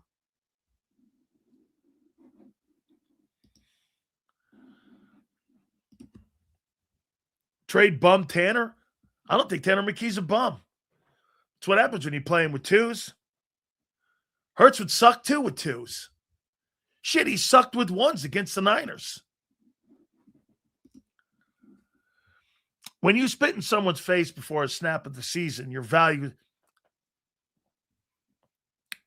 that's long gone. NFL, what do you think they care about? Him spitting in somebody or at somebody or his shoulders? And his attitude. What do you think they care about more? That stuff? Kind of a little bit. But at the end of the day, what's your health? How's your attitude? Okay? If you don't know the difference between right and wrong and spitting at somebody, then guess what? You're stupid anyway, and you don't deserve the money. Hey, listen, Lawrence Taylor or any of those kind of guys who are out all night long doing blow, you think it mattered to the Giants that he was out all night doing blow? No. All they cared about was 10 tackles and 3 sacks a game. That's all they gave a shit about. They didn't care a shit about his character. I didn't give a shit about him being out all night. Can he play? Who gives a shit about that? Tag spit first. Tag spit first. Okay. Hey, don't forget our great friends at Morgan & Morgan, the #1 injury law firm in all of America for a reason. It's because they win, my friends. Family-owned, family-run, with over $30 billion recovered. My friends, this will be the easiest decision you ever make, I promise you. They have put this family on the line here when it came to defending families across this country. John's brother got injured on the job, and this has been a quest the entire time with the Morgan family. There is no firm like Morgan & Morgan. Go to forthepeople.com/big sales or pound law 529. That's forthepeople.com/big sales or pound law 529. And do me a favor, you tell them Big Sales sent you. There's a reason Detective Johnson is the gossip king. Oh, did you hear? Jackie and Tom are getting a divorce? Sad. Well, I heard that Ashley had work done on her face? Yeah, oof. Just like there's a reason Morgan & Morgan is America's largest injury law firm. Injured? With over $25 billion recovered for our clients, there's a reason to go big. Bathroom? Okay. Morgan & Morgan, America's largest injury law firm. Oh, okay. Ignite your nights with free live entertainment daily, only at Live Casino and Hotel Philadelphia's Center Bar. 7 days a week, enjoy some of the region's top party bands, performers, and DJs as they take the stage in the heart of the casino action. Great cocktails, live music, and lively moments. It's all happening at Center Bar at Live Casino and Hotel Philadelphia. Visit livecasinophilly.com for more details and the complete list of upcoming events. Must be 21 or older. Gambling problem? Call 1-800-GAMBLER. This is Eric. When he got injured in a car accident, he called Morgan & Morgan. He not only gets a lawyer, he gets trial lawyers like Sam and Jessica, who are in it to win it. He gets his own investigators with briefcases, leather ones. And if you ever have questions, our customer service folks keep things rolling. Injured? We're your army. Morgan & Morgan, America's largest injury law firm. Welcome to the Jet Setters and the High Rollers, to the Shot Takers and the Tastemakers. Welcome to the Viewfinders, the Thrill Seekers, and the Night Owls. Welcome to everything you could possibly want on one 5-mile island. Welcome to the Wildwoods. Book your stay today. In our hometown, we all look out for each other. We go the extra mile to lend a helping hand. Thank you. We step up to keep our communities going strong. And at Independence Blue Cross, we're here to keep you going strong. We've been deeply rooted in our communities for more than 85 years. And that connection to members has earned us our spot as the #1 health insurer in the region. So while you look out for your neighbors, know IBX is always looking out for you.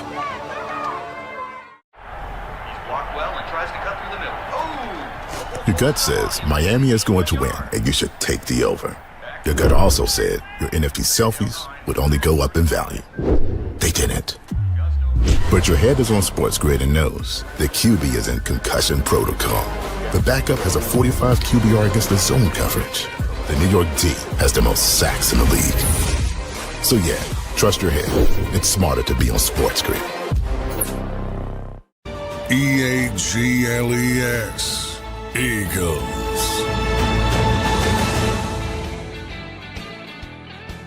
I want to leave you with this. Would you ever go after Travis Kelce to play tight end for you? If he wants to play another year? Seemingly that he's saying now he wants to play another year. Did you bring him in? Draft a tight end? Bring him in too? I don't know. He's going to Hall of Fame. Be kind of cool. Two brothers played on the same team. I don't know. All right. Appreciate each and every single one of you. We will see you tomorrow going 2 to 6, and we will catch you on the flip side.